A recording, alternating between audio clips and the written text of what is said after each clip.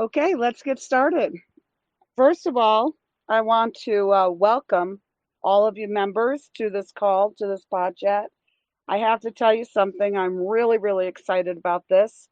Kurt and I talked this past week, and it was 2 hours that went by in 2 minutes, and my pencil was flying. I was like sharpening my pencil as we were going along, and I just couldn't take notes fast enough. I wish my hand moved as fast as Kurt's mind did, but it was so fascinating and wonderful. So I want to tell you all, we're in for a great couple of hours.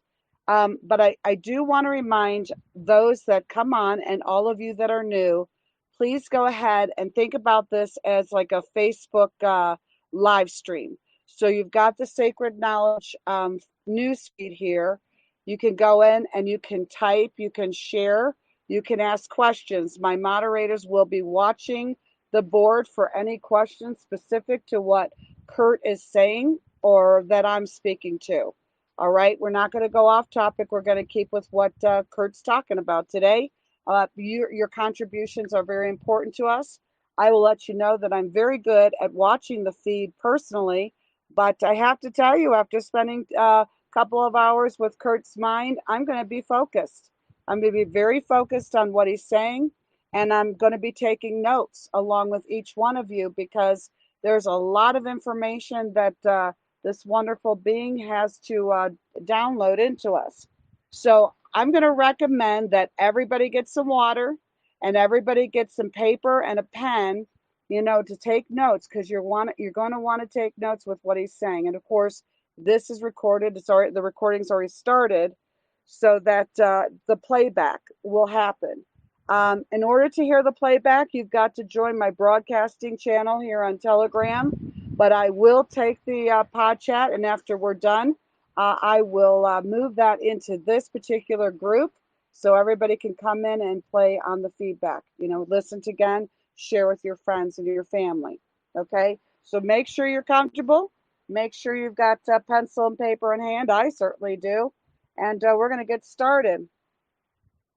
So let's go ahead and give a warm welcome to Kurtis R. Kallenbach. Kurt is a researcher turned inventor of a golf product. I don't know which one. I'd love to know. He is also an author of a book titled Right of Way and a Pacific Transcription that was released in February of 2023, with a second book called Divinity preparing to be released in late 2023. Kurt offers a podcast called The New Word Order that he began in 2022. He is a true patriot who has spent 14 of his years reading 5 books a week, covering many subjects that would lead him into his awakening that began to upsurge a few years prior to the COVID eugenics 19 takeover.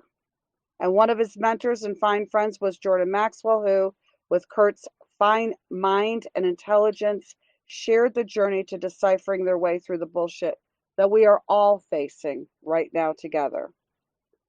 So without further ado, let's all welcome Kurt to the pod chat here on Sacred Knowledge. Just throw that up in the feed. And Kurt, what I'd like to do is I'd like to open the floor, right at the beginning of our discussion that we recently had. And that would be the very beginning of our existence. It's merging from the infinite and unseen within the first spark of what one might call materialism, or that materializing of the deep unseen into existence, into this tangible to be seen biological life that we call fertilization. So I just think we'll go ahead and get into it. I'm going to open up the mic and I'm going to let you roll once I find you. There's a lot of people on here. Hold on one second. And somehow I lost. There you are. Okay, so I'm going to open up the mic and we're going to begin with fertilization, or wherever you want to begin with. Okay, your mic is open. Go ahead.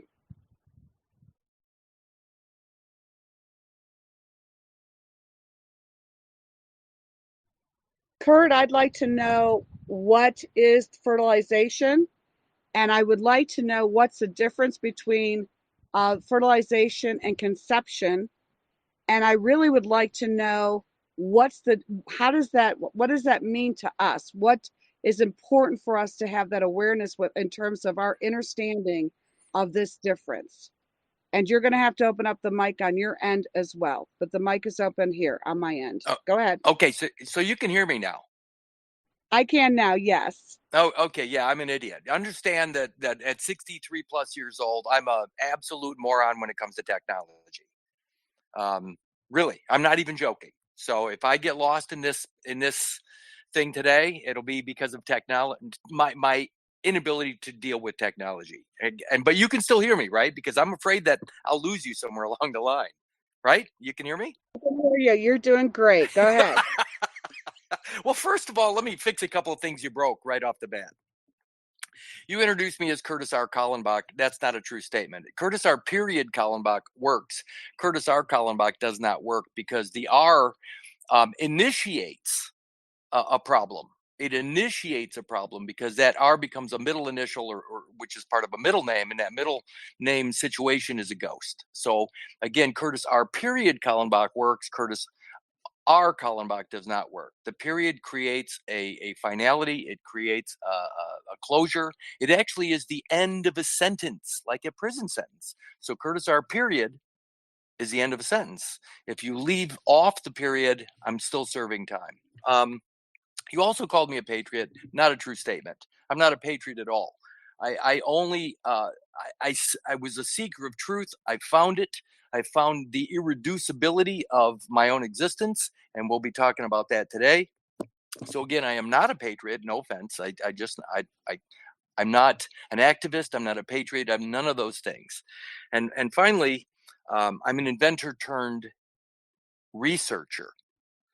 But I'm not a researcher anymore either. I'm a deprogrammer, because when you're a researcher, you're still looking. You're still looking. I'm not looking anymore. I'm done looking. I found what I was looking for, so I'm not researching it anymore. So are we good with all that? I mean, I didn't offend you, right? No, you didn't offend me at all. Okay. Now I sent you an illustration of biology, part of the womb, and you have that. Can you make that available to people or no? Yep, sure. 1 second. Because this is really important. This is the whole thing. If people want to know why I talk in terms of irreducible, it's because when you know the whole truth, it changes everything. When you know all of it, it changes everything. So if you can put up that picture, it'll help me along. Here's another thing about truth, and I got to get this off the table right away, right up front, so people understand that there is no your truth, my truth. We all scream for ice cream. There is no your truth. Truth is what it is. There's an old Indian, not Native American Indian, but East Indian cartoon of a whole like 8 or 9 people touching an elephant, and they're all touching a different part of the elephant. You know, one's touching the tusk, one's touching the ear, one's touching the tail, one's touching the body, one's touching the foot, and they're all touching something different, and they're all blind. They're all blind, and they all think that they're describing the elephant. So this one blind guy says the elephant is a long, hard thing, and he's describing a tusk. The other's saying, no, it's a long, thin, leathery, strap-like thing. He's describing a tail.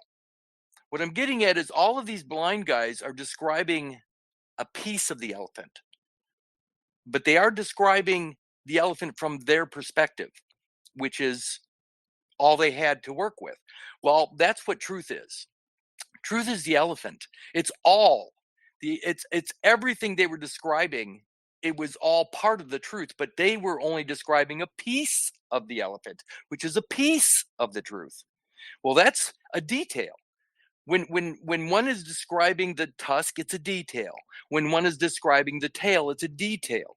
When one is describing the body, it's a detail of the elephant. And who lives in the details? Raven, who lives in the details? The devil. The devil lives in the details. So when you start to subdivide truth, when you start to leave any piece out, you're going to start dealing with the devil. And that's what truth is all about. Truth is all or nothing. It's either all true or it's not true at all. And so when you start to understand that my truth and your truth isn't an accurate statement, that's just perspective. The truth actually is everything all the time, all at once. And we need to stop thinking that our perspective is truth. It's not. It's colored. It's colored by our backgrounds. It's colored by our experiences. It's colored by our parents beating us. It's colored by our parents being wealthy. It's colored by all kinds of things, but it's not truth. Truth is all or nothing. So I have to get that out of here, because when I tell you, when I explain where truth begins for each and every one of us, it's all or nothing. It is absolutely all or nothing. And one last thing about the concept of all or nothing is this: to omit any piece of the truth. Any piece. In other words, truth is 100% all the time. If you omit any little piece, it's a lie by omission. And that's what people don't understand, that somebody's, if I ask you, what is the opposite of truth? Somebody will say, well, a lie. No, it isn't. A lie isn't the opposite of truth. It's omitting some piece within the entirety of the truth. So by me not telling you all of what is, then I'm lying by omission. And that leads me to where I'm at, where we're going to start. Omission. A lie by omission. The birthday. The birthday is a lie by omission, because it doesn't take into account the first 280 days in the womb. It begins outside the womb, but that omits the first 280 days. So again, you're already a liar. You go into a courtroom and they ask you a question, or they say, do you swear to tell the truth, the whole truth, and nothing but the truth? And then they ask you what your name is, and that name is based upon a birthday. So you're already perjuring yourself, because you don't know the whole truth. You believed the guy in front of you. You believed the people around you. You believed your parents. Most people I know are still celebrating the lie, a birthday. Again, our lives, our biological existence, the entirety of our being. In fact, I call it the supreme being. My supreme being begins at a place biologically called fertilization. Fertilization. What is fertilization? Fertilization is where my dad's 23 chromosome sperm merges with my mom's 23 chromosome ovum. My dad's 23 chromosome sperm merges with my mom's 23 chromosome ovum, creating a brand spanking new, never before existing 46 chromosome singularity known as the zygote. That zygote is my godly estate in its entirety. Nothing left out. So that zygote is an irreducible truth about my existence. My existence. By the way, Raven, you had a zygote, and it's the irreducible truth about your existence. You can't take any piece out of that zygotic material without destroying the whole. And again, if you take any piece out of that biological whole, the zygote, it becomes a lie by omission. So again, the single cell that's created through the fertilization process, the zygote, is the whole truth and nothing but the truth for each and every one of us. In fact, the zygote is the origin of the species. The zygote that was created when my mom and dad lay together, the combination of the 23 chromosomes from dad and 23 from mom, it was never going to be a monkey. It was always going to become me. So the concept, when people start to hear me talk about evolutionary process, they go, man from monkey, man from monkey. No, I'm sorry, but evolution doesn't mean man from monkey. Evolution or evolutionary process is nothing more than, in our case, a single cell through multiple millions and millions of generational subdivisions within that single cell. That's evolutionary process. So I actually am a product of that single cell. My trillion cell body that I'm speaking to you all right now through is the product of that single cell. That single cell was born to the waters of mother, but yet I crawled out of the muck into this life on the land. That's evolutionary process. Most people can't see a single cell turning into the trillion cells as evolution. They're all blinded by religion regarding evolution. I evolved from a single cell to this living supreme being. My supreme being began at the fertilization event. I call it a supreme being because being is nothing more than being present. My presence began at fertilization biologically and will end with my last breath outside the womb some years later. So again, my supreme being begins at the beginning, small g Genesis, at the beginning, and will end with my last breath outside the womb. That's a supreme being. Again, if I claim a birthday or birth certificated Gregorian-based calendar character, that's not my supreme being. That's a false narrative. It's a lie by omission. So I'm going to go back and I'm going to discuss this illustration. This illustration. What's really interesting about this illustration, and I'm going to go back to what I sent you earlier, and it's a biblical quote. And I use biblical quotes quite a bit because they make sense. I think the Bible is just a biological manual that people have taken, well, in the wrong way. So I'm going to go back to a Bible quote that is going to actually make sense with this particular illustration. Let me find it real quick. Here it is. So this is actually Genesis 2:2 out of the King James Bible. It says, and on the seventh day, God ended his work which he had made, and he rested. And he rested on the seventh day from all his work which he had made. I'm going to read it again. This is Genesis 2:2 out of the King James Bible. And on the seventh day, God ended his work which he had made, and he rested on the seventh day from all his work which he made. Okay, going back to that picture, that illustration. If you look at that, you can see the ovum, the oocyte, the ovum, day 0, right just prior to the moment of fertilization. You can see day 0 fertilization. By the way, day 0 means you didn't exist yet. Day 0 means not yet.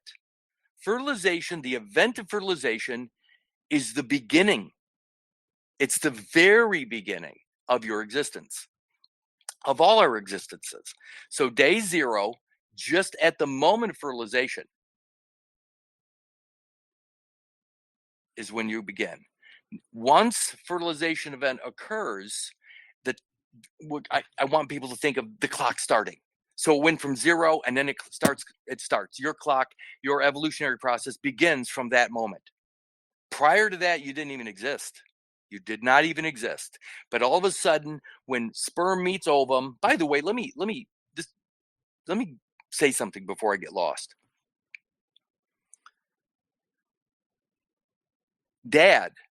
My dad, Richard, had his own 46 chromosome existence. If my dad existed through his own 46 chromosome existence, in other words, from his zygote to his last breath, he was a 46 chromosome supreme being.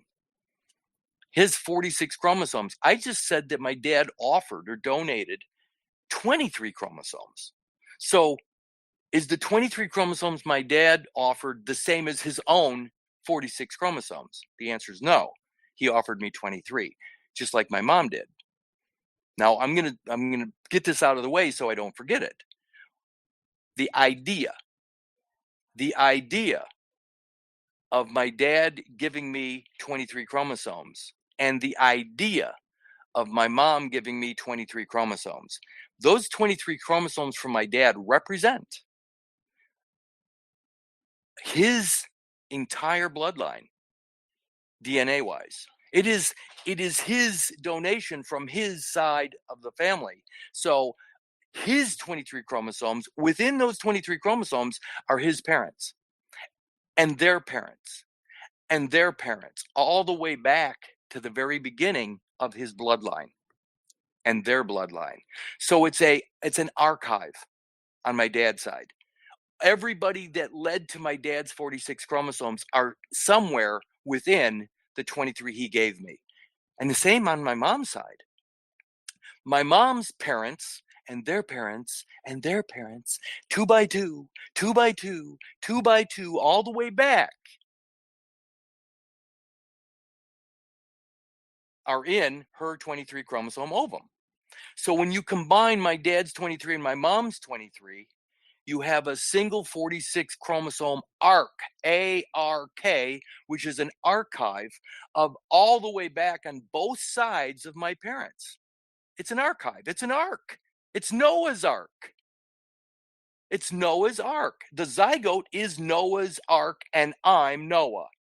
And so are you, Raven. And so is everybody else listening to this. We're all Noah. And my zygote is the ark carrying all that information from both sides of the equation. Now, here's what's crazy about that. You have my dad's side and my mom's side combining. So my dad's lineage, his vine, V-I-N-E, and my mom's lineage, her vine, her bloodline, V-I-N-E, combine. Those two bloodlines combined, resulting in my ark of the covenant with God or creation, is my divinity. Now, religious people would call it divinity. So when those two separate lines combine into one ark, that's my divinity. My divinity begins where mom and dad combine in harmony, into one brand new, unique, exceptional ark. That's my divinity. The ark is my divinity. So it begins there. The ark begins there. And I'm going to call that, let's call that day 0 to day 1. That's creation. By the way, that ark, what's really amazing with that ark, that single ark, that single cell, is the entirety of my godly estate. From that single cell through all of the generations. Remember, each time the cell subdivides or cleaves and subdivides, that's a generation. I mean, I'm not talking about a generation between my dad and his dad and his dad. I'm talking about cellular generations. So the product of the single cell to this moment as I speak are millions upon millions, and maybe even billions or trillions of generations since I existed as a single cell. Now, one last thing about that creative moment. Inside the womb, when this is occurring, am I subject to any calendar? No. And calendars and the dating systems and their records are called what? History. History. Those records are of history. So if I am in front of history, if I am prehistory, then everything going on in the womb is prehistoric. It's before the calendar. It's before the record. It's prehistoric. So again, when you start thinking clearly, instead of thinking prehistoric is dinosaurs and whatever other shit that they fed us, prehistoric is prehistory or pre-recorded time. Pre-recorded time is before the Gregorian calendar birth. So everything happening prior to the Gregorian calendar birth day is prehistoric. Everything in the womb is prehistoric. Now you can start to see this one cell, through the Darwinian process, growing a tail and moving through the waters and the slime and the muck and the everything going on in the Darwinian idea, because it really is happening. It really is happening. Now, again, back to the zygote, the single cell zygote. What's beautiful about this 46 chromosome entity? It's my entire godly estate.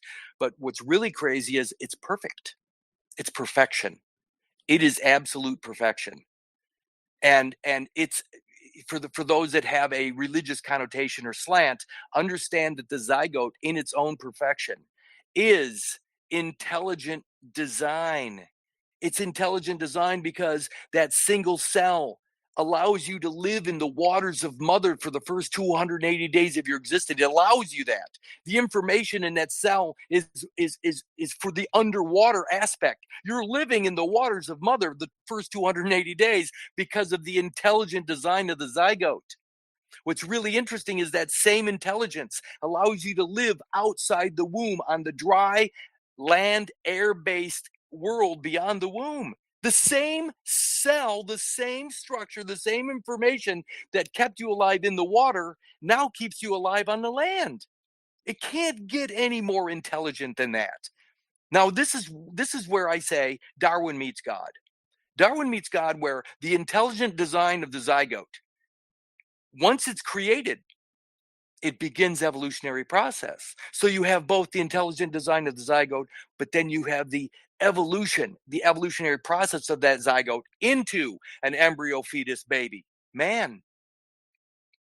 There's no argument, there's no war between religion, so to speak, and Darwin or any of that stuff. They split us. They split our mind. It's divide and conquer. They got us believing such bullshit. It makes me sick to my stomach to even think that adults, grown people can believe this shit. It's hard for me to deal with this at this level after this many years. But anyway, sorry. Back to this day one. Day one, according to this illustration, the fertilized egg, called the zygote, begins its first cleavage. It's called a zygote. It's called a zygote. The word is zygote for the single cell. Somewhere around day one, going into day two, when it first starts to subdivide within itself, the word zygote changes to conceptus. I'm going to keep calling it zygote only because then it doesn't mix you guys up. But realistically, after day one, when it first starts to subdivide, it's called a conceptus from that point on. So zygote lasts only about a day or so. The word zygote or the term zygote, but then it becomes the conceptus. But you got to think that it's still all one thing. I don't care how many times it subdivides within itself. It's still only one thing. A trillion cells within it is still only one thing. And that's the point. They can't break it apart. They can't separate any part of it because, remember, truth is all or nothing. So all of me begins at a single cell, but all of my estate is all of that biology, regardless of how many times it subdivides. So the irreducible nature of the zygote, you can't make it smaller. You can't leave any pieces of it out. My godly estate is whole, WHOLE, and all of it is required in order for me to be considered perfect or whole. And the same with everybody else. So day one, the word zygote still used. But upon first cleavage or first subdivision within that single cell, it's called a conceptus. Now, here's what's interesting. Remember that Genesis 2:2 King James quote says, on the seventh day, God ended his work, which he had made, which is the zygote, which is the conceptus, and he rested on the seventh day from all his work which he had made. Day one, you can see that this round thing, this singularity, or this godly estate is floating on the waters of mother. It's floating through the tube. Now think about this. I'm going to do this. I'm getting up out of my chair because right now I'm sitting in front of my computer and I'm walking across my basement. I am actually walking across the floor.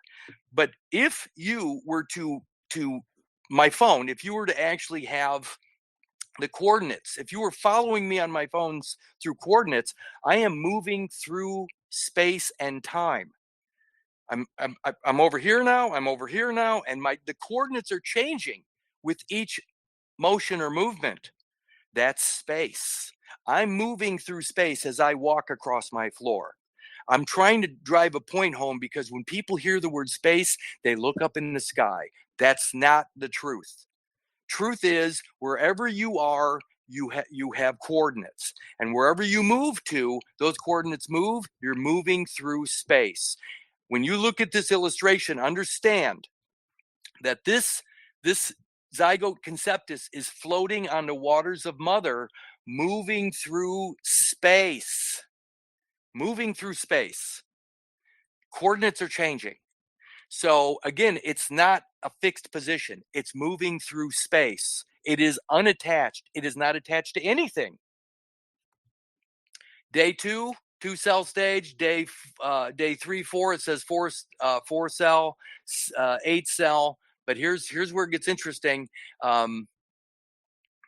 Day 6 and 7. Remember, Genesis 2:2 says, and on the 7th day, God ended his work, which he had made, and he rested on the 7th day from all his work, which he had made. So I'm going to look at this illustration, and what happens between day 6 and day 7? It's starting to plant into the wall or land into mom's uterine wall. When it lands, let's say day 7-ish, you have gone from space, unattached, to landing on the soil of Mother Earth, into her uterine wall. That's landing. You used to be floating in space, but now you're landing into the wall of the uterus. That's actually where you're resting. So for the first 6 days, you're unattached. This is important. This is extremely important because that's an average, but let's just say for the first 6 days, you're just floating in space. And then when you land into the uterine wall, that becomes a fixed position until you come out of the womb. So you're floating in space, moving through space, unattached until that resting point, until you land into the wall of the uterus. The reason I say this is because the birthday, and I'll explain all this. I'll probably have to take a breath at some point, but the birthday, the birth day only evidences implantation into the wall of the uterus. That's it. It does not evidence any of the time prior to that. So the first 6 days while you're floating in space are not accounted for in the birthday. That means it's unaccountable. The term that the Patriots use is lost at sea. The first 6 days on the seas of mother's waters is unaccounted for. That's lost at sea. Because the birthday begins, the birthday evidences only implantation.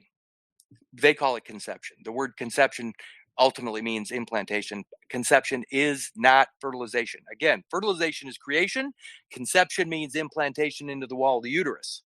So again, those first 6 days are not accounted for when you claim a birthday. So by claiming a birthday, you're also claiming to be lost at sea. And by the way, look at this. Those first 6 days, didn't you exist? Did not you exist as the zygote and then conceptus? Didn't you already exist before implantation? Of course you did. You existed 6 days before you implanted, which means you existed those 6 days even before the evidence or the representation, the representative birth certificate says you existed. You're in front of the birth certificate by 6 days, bare minimum. But it's not accounted for. And what's really crazy about those 6 days is you go all the way back day 5, day 4, day 3, day 2, day 1 to day 0. And those are the that day 0 is the day that evidences creation. So if you don't include those 6 days all the way back to fertilization, you can't exist. You've cut yourself off from creation. Because the creation event occurs at fertilization, not at implantation, which is the evidence that the birth certificate gives rise to. So, and I'll explain biologically what all this stuff means, but the 6 days unaccounted for is the lost at sea that the Patriots talk about. They don't know what they're talking about. I do, but and they use the term lost at sea, but they don't know why they're lost at sea. I just explained it. The first 6 days prior to you landing into the wall of the uterus is unaccounted for.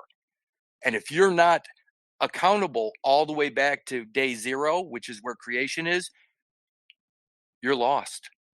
You're disconnected from creation. You're disconnected from your godly origin. You're disconnected.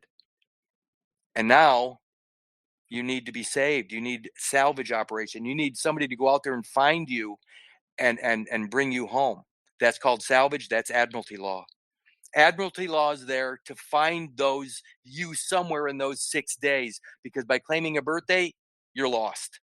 And now they have to perform a salvage operation through admiralty law to say, oh, there he is. Bullshit. This is all a farce. It's biology ends it all. That's why I came up with a very simple statement for everybody to start using. I, for one, am all present and accounted for from fertilization to last breath. That right there is enough to end this farce. If the whole world started saying that, this bullshit, this fiction, this nonsense, this nightmare would end. It would end immediately if everybody knew that their origin, their godly origin, their true small g, lowercase g genesis begins at fertilization. It would end. Yes. Kurt, can you repeat that statement, please, a little bit slower so we can write it? Thank you. I, for one, am all present and accounted for from fertilization to last breath. That's it.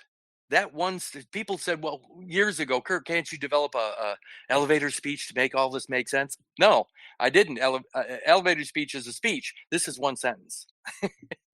This is so easy. It seems like a lot, but it's not. When you understand that the beginning of each and every one of us is fertilization, and the end of each and every one of us is our last breath outside the womb. And my last breath is actually an exhale. It would be not an inhale, but an exhale. So when I exhale that last breath and I don't inhale again, that's my demise. That's my death. So from fertilization to last breath is my entire life. But if I claim a birthday, I am missing those 6 days while I'm on the waters separate and not fixed, not in a fixed position. I'm just floating through space on the waters of Mother. Here's what's interesting. The birth certificate itself. I you know what? Raven, do you want to, there's so much I want to say, but is there anything I should cover? Is there anything in your brain right now that needs to be answered? Of course it does, Kurt. Please, somebody stop me. Somebody stop me. Well, you know what? You're on a massive roll, and it's a wonderful roll, and I don't want to impede it. But I do have a question sitting right here at what you were saying. So, okay, we understand the fertilization, that's day 0, and the step and to 7. So we want to claim that in our knowing, in our ownness, right? And I get that. So what I want to have people understand in reference to what you're saying is, we eliminate the entire birthday celebration. We stop thinking about it that way. And what is it that we just spread our whole lives into? Our whole concept of our whole lives is from that zygote, that one beginning, to that exhale on the breath. And we look at that as the entire celebration, the entire honoring of our beingness. It's the beginning of our supreme being. Our supreme being. That's a great question.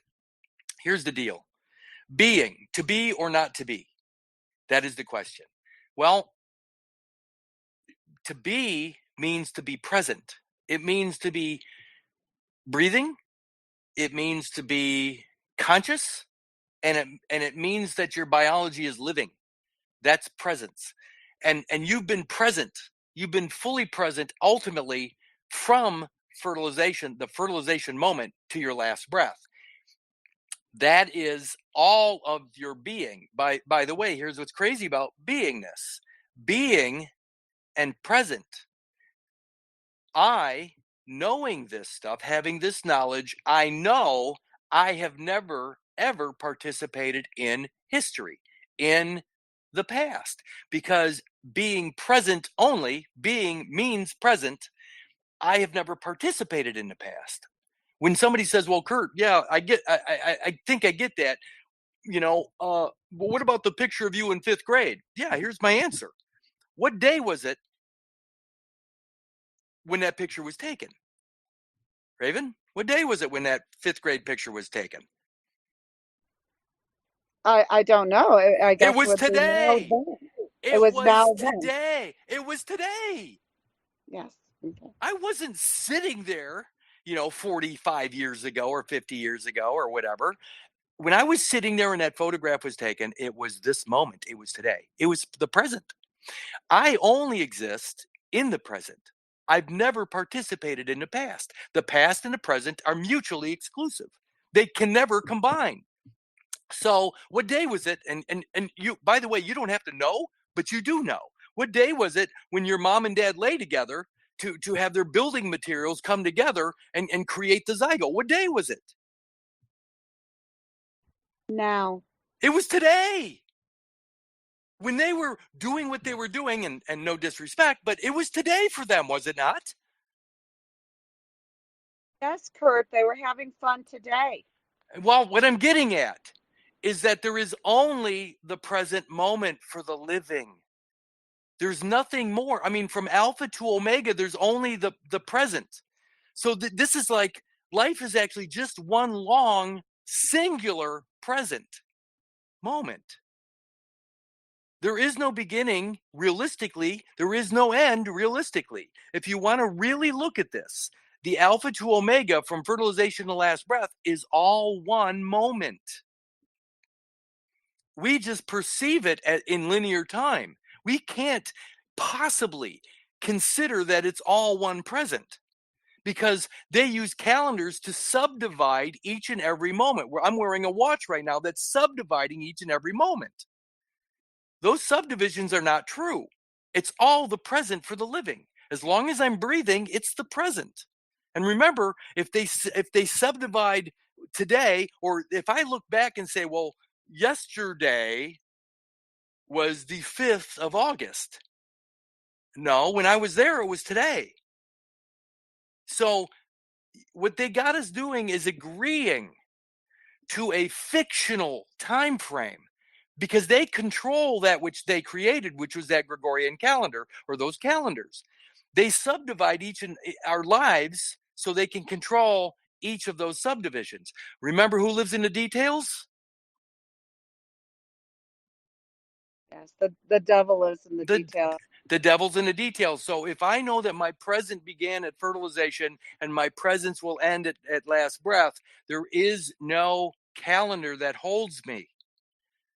Those are all fictions. It's Kurt, these are semantics. No, they're not. This is truth. There is God, my breath, my life doesn't ever exist in the past or the future. It's always only the present. When you understand that from fertilization to last breath, it's only the present for you, then you start to realize that their jurisdictions, their nonsensical jurisdictions can't hold you. They can't hold you. If you start claiming birthdays and jurisdictions and all that shit, yeah, go ahead and play in that sandbox. But I prefer not to. So again, you use the word knowledge. Hosea 4:6 King James says, "My people are destroyed for lack of knowledge." Well, guess what knowledge is? Knowledge is fertilization. Knowing fertilization is the truth of the matter gets you out of a faith-based realm. Knowledge is the answer. Knowledge is the key. And then finally, what's really weird about the idea of the zygote and me being one by extension. In other words, all those subdivision leads from the zygote to the embryo to the fetus to the baby to the man. That's all one biology. In John 10:30 in the King James Bible says, "I and my Father are one." So let me do one last thing before I take a breath again. John 10:30 says, I and my Father are one. Let me tell you that I distinguish my dad from my father. My dad gave me 23 chromosomes. My mom gave me 23, but I'm talking about my dad specifically now. My dad gave me 23. When those two sets of 23 chromosomes combine in harmony to create my own divinity called zygote, that zygote, like an acorn to the oak tree, that zygote is my entirety. It's my biological entirety. It's the Ark of the Covenant between me and creation, but it's my entirety. Inside of that ball of that single cell, when it starts to subdivide, I'm inside that. I'm being formed inside that. So what's really crazy about this is over those 280 days in the womb, and I make it simple for people, understand that the baby, the umbilical cord, and the extra embryonic material are all of that single zygote. When you look at the baby, when you look at the umbilical cord, and you look at the fetal afterbirth, people go, oh, all that stuff's different. No, it's not. It's one biological estate. When they clamp and cut the cord, they create a false duality. Hey, there's the baby and there's the afterbirth. Bullshit. It's all one godly estate. There isn't any waste material. It's all one. So again, I and my Father are one. In the Bible, they're using the word Father as that which begets, to beget. My dad's 23 chromosomes cannot possibly have begotten me because I'm a 46 chromosome supreme being. So there's no way my dad's 23 begot me. I am the offspring. I am the offspring of the single cell zygote. In other words, the acorn produces the oak tree, the zygote produces the man. I'm the offspring of the father zygote. I and my Father, the zygote, are one. It's in King James at 10:30. The Father, or fountainhead, or true genesis, or true beginning of me, is the zygote. So I distinguish where I come from my dad. Now, what's interesting is when they clamp and cut the cord and let that afterbirth material die, then it becomes Heavenly Father. But again, that's all their belief system. I'm just trying to help people along here that the Bible is not dangerous if you know what they're actually saying, that it's all biology in there. But most people take it literally, and they think that things in the Bible are true at face value. They are not. They are biological. Anyway, I probably didn't even answer your question, did I? You know, actually, you did. You know, one of the things that I wanted to just kind of reference and say is when you're talking about to be or not to be, and you're talking about to be present and breathing and conscious on the to be, to me, what you're saying is that on not to be is the history. And the history is what we do not want to participate in, buy into, or recognize at all, because that has nothing to do with that which we are, and that is our beingness. And but that leads me to the word mystery, right? So the mystery schools, the Essenes, and of course that leads into Jesus and everything else, and we won't get there, I guess, in this moment. But where in that is mystery? Because to me, that's my story. And when you're talking about not having this information, you're talking about not having this knowledge because that has been split away from us. We've been split away from understanding what the zygote is and our fertilization and our beginning. So with the mystery then, or my story, it begins at fertilization, and yet it becomes the mystery because we're in the unawareness. Can you speak to that a little bit? Holy cow, lady, this is amazing. I can't even believe you brought that up. His story, history, versus my story, the mystery, right? Yes. Do you realize if you just go to Webster's online and look up mystery, you go down to 3B2, and it says the mystery is a Christian sacrament, but then it says the Eucharist. Mystery is Eucharist. Now, do you understand that the zygote is a eukaryotic cell? The Eucharist. Your own biology is the Eucharist. So the mystery, their Jesus, is your own biology. But since we're ignorant and we choose his story over our own story, in other words, we're going back there. We're actually agreeing to his story, third party, third person, versus our own in the present. So again, by us claiming a birthday and by us using that material that gave rise, that biology that gave rise to a birthday, we have chosen his story over our own. And again, mystery and my story are one and the same thing. What people don't realize is that when it's your story, my story, mystery, I become the author, the authority. It becomes my story actually is exclusive. It's exclusive to me. It's not public. It's not shared. There's no equity in my story. There's no equity at all. But if I allow a piece of me to be left behind, to be placed into the public trust, the res or the object of the trust, then I become not private. I become subject to public law, public rule, public policy, all that nonsense. But again, you just laid this out. The word Eucharist is the mystery, but nobody knows that the zygote is a eukaryotic cell. It is the Eucharist. So when we leave it behind, when they cut that off of us, what they're cutting off of us is our origin, our direct link to God, which it becomes the Eucharist. If you go to Unum Sanctum from the Roman Catholic Church, 1302, I think, Pope Boniface or whatever, he speaks specifically about this Eucharistic material, which he calls the human creature. The human creature is the afterbirth, and it becomes the Eucharist in their Jesus and Mary story. So what people don't understand is they're using my own biology to promote their story. And what happens is when people understand that Jesus says, I am, Jesus says, I am.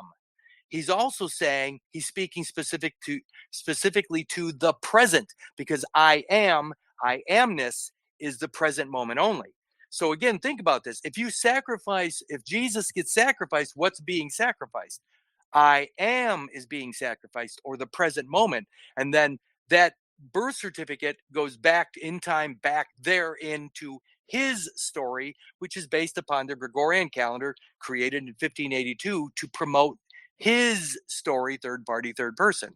So again, the Gregorian calendar birth certificated character, based upon the cut material that's left behind, forsaken, presumably, that material becomes part of his story, and we keep participating in his story through that birthday.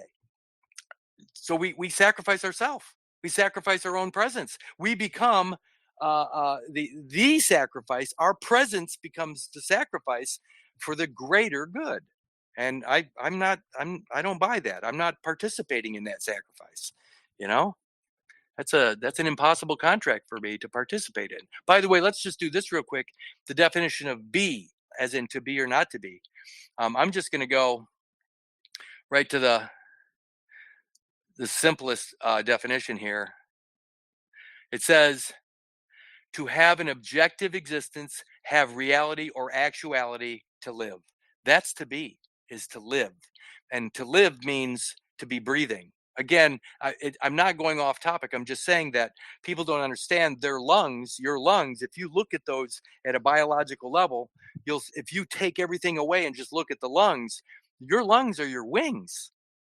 As long as you're filled with the Spirit, the breath of God, because breathing is spiritual, as long as you're breathing and your lungs are filled, your wings have that air, you can fly, literally fly, meaning that you're moving in space above the earth. Well, you know what? I'm 5'10", 5'11", and I am not in the earth, which means I'm above the earth. So as long as I'm breathing, I am flying above the earth. I'm extraterrestrial. I'm above the earth.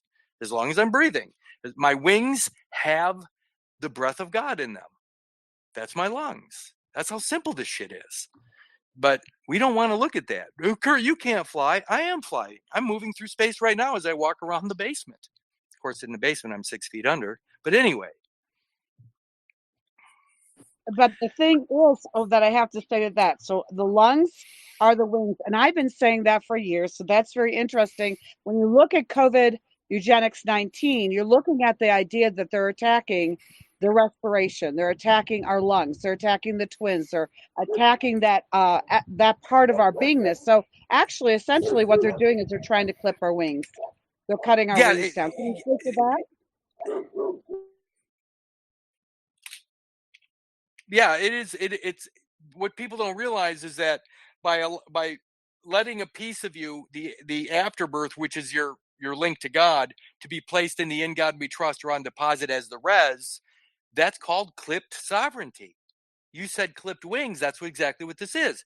You've been grounded by allowing this material to go into the trust. You're and becoming lost at sea, so to speak. You're grounded.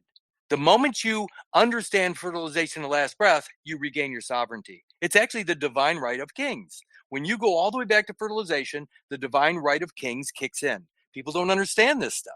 I am the king. I'm the Lord and Master over my godly estate. I'm it. There's nobody else. Unless I claim a birthday and leave a piece of me back there to be collected by the state. Now that's eclipsed sovereignty. I choose to be whole.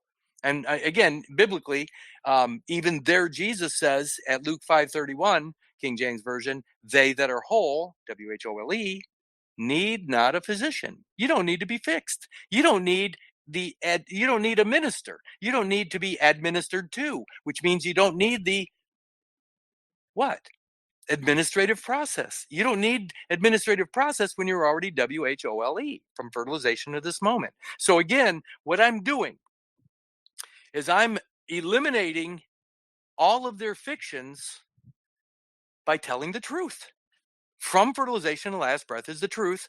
It's irreducible. You can't cut a piece of me off and say that I'm not whole, because I'm always whole. I'm whole from the beginning as long as I'm breathing.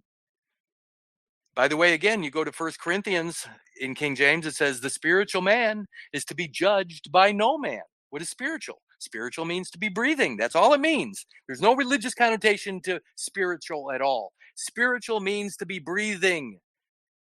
As long as you're filled with oxygen, as long as your biology is filled with the spirit, the breath, you are living. And as long as you're living, there is no birth certificated decedent estate. It's an impossibility. They both can't be true. You can't be both a decedent estate or a living being. You can't be both. That's why these people out there trying to manipulate the system and you know, I'm going to get all this money from this trust account. Well, they're a bunch of idiots, because by claiming that there's a separate account somewhere, you're also claiming your own death. By saying what I say from fertilization and last breath, there is no decedent estate, there is no trust account, your property is not held in trust. All you get all your rights back because now you're an owner instead of a shareholder. And what people don't really understand is that even in the Constitution, their Constitution, not mine. My Constitution is mind, body, and spirit. Their 1789 Constitution for that government, not my government, because my government's on my shoulders. Again, I don't claim their Constitution as mine because it's not true.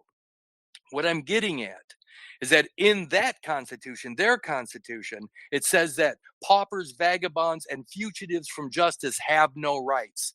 A pauper is somebody that doesn't own property. Well, guess what? If all of your property is held in trust, you're a pauper, which means you have no rights.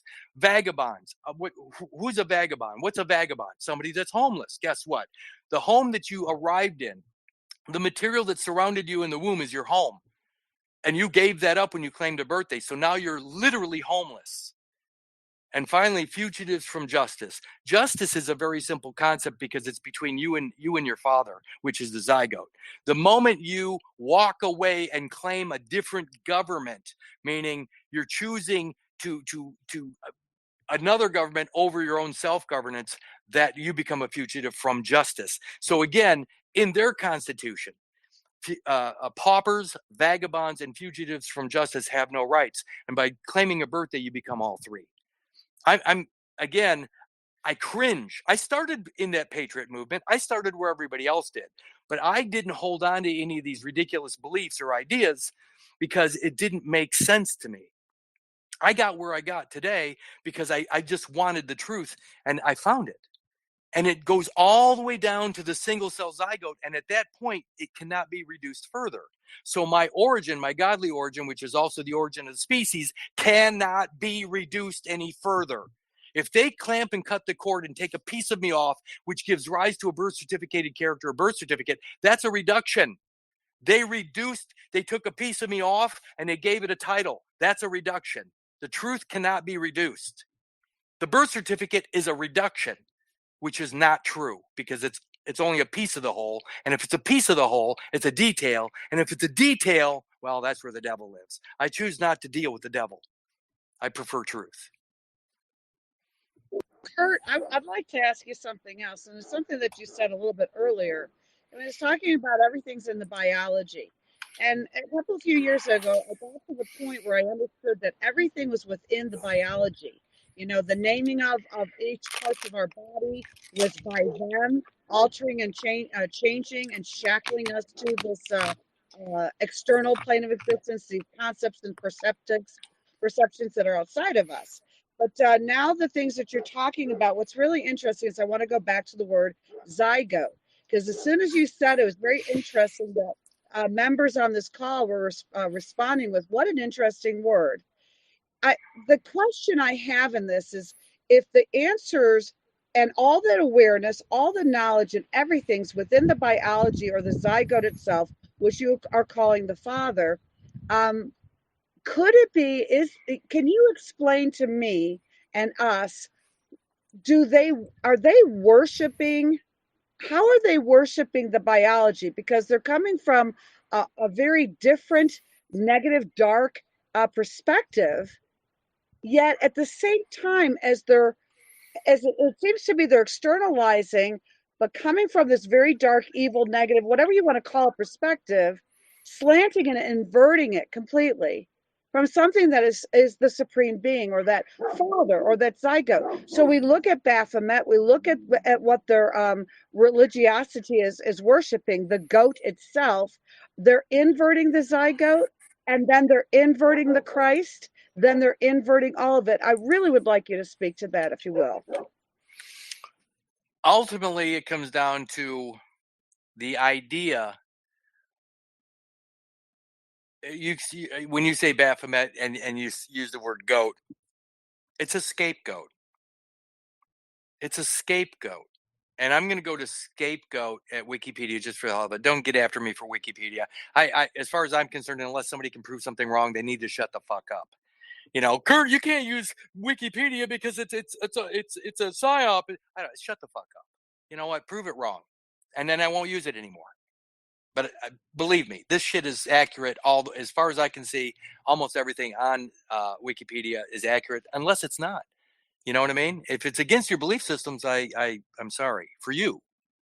Anyway, scapegoat. It says in the Bible, a scapegoat is one of a pair of kid goats that is released, one of a pair that's released into the wilderness, taking with it all sins and impurities, while the other is sacrificed. Well, guess what? Right there is the cut. The duality is created by cutting the umbilical cord. One gets released into the wilderness. That's the indigenous person on the land. That's the baby. The baby goes home with mom and dad as the indigenous person on the land. The indigenous person, the savage, he goes into the wilderness. The other is sacrificed. That's the afterbirth. It dies, it's sacrificed, it's a blood sacrifice. But that duality was created by cutting the umbilical cord. There is no duality in nature. If they would have let the baby, umbilical, and extra embryonic all come out of the womb at the same moment, there would not have been the duality. There would be no scapegoat. They created the scapegoat, the goat, by cutting the umbilical cord so that their biblical concept of sacrifice could continue. That's it. There's no reason to sacrifice anything at all in nature. You know, squirrels don't have medical doctors cutting off their afterbirth. I mean, I'm so disgusted that people can't see the simplicity of nature, the beauty of nature, the perfection of nature. But anyway, in the Bible it says a scapegoat is one of a pair of kid goats that is released into the wilderness, taking with it all sins and impurities, while the other is sacrificed. So again, the baby is released into the wilderness as the ethnic indigenous person on the land, cut off from God, because the material that evidences a link to God directly was cut off of him and placed on deposit in the In God We Trust, the sacrificial blood sacrifice. That's the res, R-E-S, the res or object of the trust. What people don't realize is the res itself is the trust deposit. So the In God We Trust required godly material. So they took the original material that links you directly to creation, the umbilical cord and the extra embryonic material, and placed it on deposit. It gave rise to the birth certificate. That's it. That's how that works. The sad part is, by having that res, R-E-S, on deposit, by the way, the part they cut off of you, does it age or is it frozen in time? You kept going. Baby keeps aging biologically. You get older as far as wearing out your meat suit. The reality is, does the material they cut off of you get any older?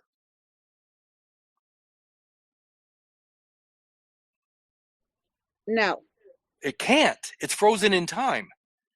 I mean, it dies at a certain point and it never advances beyond that. It never progresses into the present moment. By the way, to place something under arrest is to stop its forward progress. When they clamp and cut the cord, you keep moving in time, linear or otherwise, but the material they cut off of you, they freeze it on the Gregorian calendar and call it a birthday. Does it progress forward? No, it is under arrest. The piece they cut off of you has actually been arrested. And at what age is it arrested? Well, it's arrested in its infancy. It never moves beyond infancy. According to Freud, the infant is the id, ID. So the infant piece of you that was cut off is placed on deposit and frozen in time by a record or a record. By the way, that material that was cut off of you is always going to remain infant biology. So the birth certificated person frozen on the record is an infant. Every time I, as a 63-year-old man, claims that birthday, I am making a pilgrimage back to infancy. Do infants have rights? Do infants have capacity, legal capacity? No, not at all. They And don't. yeah, and that really goes to maturation, the maturation issue that we're having as a collective humanity. Can you imagine, and this is a hard concept for a lot of people to get, but me as a 63-year-old plus man, if I make that pilgrimage every 365 days back to infancy, I never, ever become the age of majority, ever. I'm a mental midget, literally a mental midget my whole life, because they keep claiming the infancy, which then legally incapacitates me, which is why I'm required to have a guardianship or an attorney work with my account, because I can't do it myself. By the way, look at this. If I am an infant, do I ever become a man? Oh, Do you realize there are no men in this world because they're all claiming birthdays? There are no men. They're all infants. How can you protect? How can? I have to say something to that right now, and I don't mean to interrupt, but that I gotta affirm that. Okay, so I told you that I was having an issue, a legal issue, right? And I was having to call in and deal with something, and they kept asking me my legal name and my birth date. And I last night I had to do it again, and I'm thinking, where are you, Kurt? Because I don't know what to say. I don't know what to say. And they said, you have to give me your birth date. And I said to them, why do I have to give you my birth date? What does that have to do with anything in this conversation? But I didn't have the information to get over that. And what I want to affirm to everybody is, when I gave my legal name and I gave my birth date, I felt so small. I felt as if I was a child, being reprimanded and pigeonholed into something that I didn't even understand. It was so psychological, spiritual, and emotional for me. How You about know? this? How about this for an answer? If I had to get, if somebody says, well, Kurt, what's your birthday? Hey, birthdays are for infants. Birthdays are for infants. That's it. There's your answer right there. Because they're not for a 63-year-old man. Can you picture me at 5'10-ish, 190 pounds coming out of my mom's vagina? I'm being crass right now so people can get a visual. If I was birthed right now, if I came out of my mom, I'd kill her, number one. But I'm just saying that it's not possible for a man to come out of his mother's womb. Births are for infants only. How about this? If anybody asks you for an ID, they're asking you for an id. The id is infancy. Do you realize if you even claim an ID or even present such a thing, you're again even without even talking about a birthday, you're claiming infancy. The id is the infant. That's why the res, the biological deposit, on the in God we trust, id, entity, res, id, entity, the resident, is the birth certificated infancy. The res, id, ent. The resident is the birth certificated biology that never goes beyond infancy. So again, people don't understand the simplicity of what I'm saying because they get lost in these things. Oh my God, it's simple. I'm still WHOLE. I've been whole since the beginning. There is no infancy. There is no ID that applies to me. And if they keep pressing the issue, that's where the crime begins. The crime is on them at that point. If I no longer identify,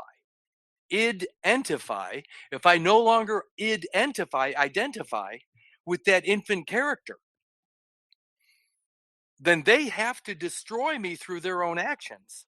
Instead of me admitting to infancy, they have to commit a crime. They're not willing to do that. I guarantee they're not willing to do that. This is a game that they have easily won. But if you're biologically, are you in the game? No. You can't be in the game when you're whole because it requires a piece of you on deposit, which is what a lot of these morons like to talk about equity. I don't have any equity in their game. I don't have any equity in their system in reality because I'm still using the biology, Raven. If I'm still using it, do they have anything? If I'm still using it, did I abandon anything? No.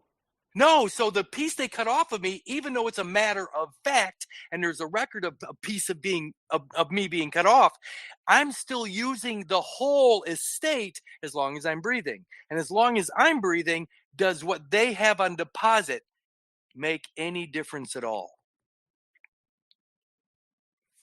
No. No.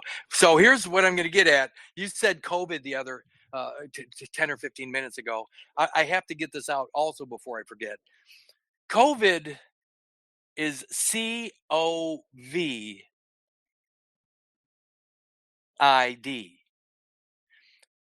going to go to HHS right now online, and I'm going to go to PHI. PHI HHS. I'm clicking on that link right now as I'm talking, and it says, "What is PHI?" Now, in my world, PHI is phi. It's pronounced phi. It's also known as the divine proportion. The divine proportion of man begins at fertilization. It begins at fertilization, not at birthday. So the PHI, or divine proportion of man, begins at fertilization. What happens if they clamp and cut the umbilical cord and remove the earliest vestiges of my biology? They have basically extracted or cut off my link to God or my divinity, and that's the divine proportion. Well, if you go to HHS, Health and Human Services, it says, what is PHI? Well, at Health and Human Services, it says it's protected health information. Yeah, that's what it is. That's the protected id. That's the protected infant. That's the protected infant. It goes on to say the HIPAA privacy rule provides federal protections for personal health information, PHI, held by covered entities COV, covered, in other words, insured entities, insured entity, insured, covered, id, infant entity. Covered infant entities is COVID. COVID is the insured infant.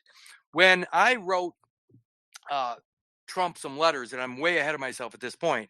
When Trump received my third letter in March of 2020, he actually shut down the global economy. I'm going to tell everybody on your call right now that COVID began because I removed their ability to use the birth certificated character by identifying that character, that cut material, as an abortion. Imagine if everybody in the world found out that the entire banking system and the "In God We Trust" was based upon the aborted material, the aborted infant material. Well, guess what? That's what I said to Trump. And the moment they received that third letter, March of 2020, when he received it, they shut down the global economy and called it COVID. And they said it was a dis-ease. They called it a dis-ease. Well, dis-ease doesn't mean something that you have to worry about. It just means that something that is not easy to deal with. Dis-ease. So again, COVID, the covered infant entity, is nothing more than PHI at HHS. What's really funny about HHS, Health and Human Services, HHS changed their name from HEW, which is Health, Education, and Welfare, in 1979. Well, what is the definition of HEW? To cut, to hew. So to hew, HEW, means to cut. So what's really funny is they're not hiding any of this shit ever.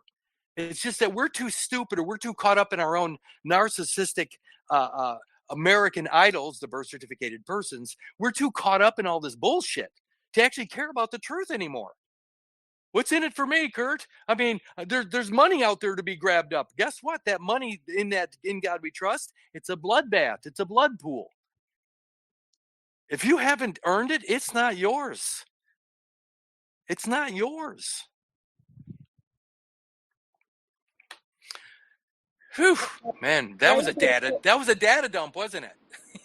That's a data dump. And I'll tell you what, it's interesting because there are people I've talked to about becoming a national Republican, that sort of thing, and going after the trust.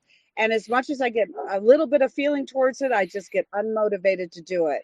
And to say that I'm going to go claim $2 million or $250 million, because it's not just me, it's my parents, it's my grandparents, and all of it seems like it's just buying into the matrix system in the last place, first place and last place. I'm still externalizing myself. This isn't about that. My life isn't about that.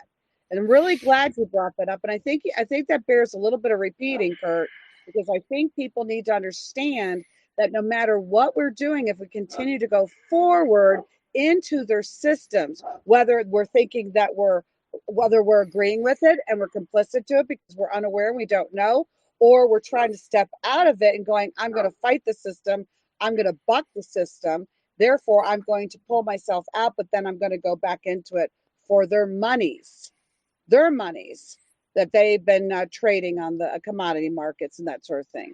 So that does bear repeating, Kurt. Well, first of all, I'm a pacifist. A pacifist is just somebody that's against violence. Now, it doesn't mean I'm not for self-preservation. Self-preservation is built into every biological organism, which means that if something is threatening my life, I will protect myself. That includes my own family, which means that as long as it's not an overt act, and I'm not actually initiating the violence, I can kill anything I need to kill to protect me and my family. That's still being a pacifist because of self-preservation. But I think the thing is that I don't want anything that's not mine. I'm not a communist. If it's not mine, if my energy didn't give rise to it, if I didn't create it, it's not mine to claim. What people don't understand, Raven, is that the idea of the creditor debtor system, it doesn't exist in reality. There is no creditor and debtor in reality. There is no everything's paid for already, Kurt. Well, let me explain why that double entry ledger system exists in their world, it's because of the false nature of the Gregorian calendar. Kurtis Richard Kallenbach, first, middle, last, the birth certificated character, is frozen in time at September 19th, 1960 at 3:50 a.m. Frozen. I, as for one, from fertilization to this moment, exist as a singularity, a single living being, a supreme being. I'm in the present. That character is frozen in the past. If people can understand that the energy in the present right now, okay, Raven, you say, Kurt, I'm putting in a swimming pool in my backyard. Great. I want you to dig the hole, Kurt. Great. I'll give you $1,000 to dig the hole. Great. So I come over with my backhoe or whatever, and I dig the hole in the present moment today, and now you have a hole. Now you have a hole. Well, you and I agreed $1,000 was the form of payment. Well, what's crazy is, in the present, if both of us were present, you and I were both present, and we are always present from fertilization to last breath, then there is no yesterday and there is no tomorrow. It's always today for us, which means that if you pay me after the sun goes down, after we pass midnight, and when we wake up, what most people perceive to be tomorrow, what day is it for us? If we're fully present all the time, what day is it? Today. It's today. So in other words, there's no, I mean, you still owe me the $1,000 if you didn't pay me, but it's still today. So we're not falling behind. In other words, you still owe me the money until you pay me. Now, what's really cool about that idea, and I'll explain what I'm really getting at here in a second, is that until you pay me, until you actually pay me, I have a mechanics lien against the hole, because it was my energy, my own private property, that dug the hole. So I have a mechanics lien against the hole. And so even if you put a swimming pool in there, you still owe me for the hole, which means I have a mechanics lien against the hole and the swimming pool and everything else until you pay me.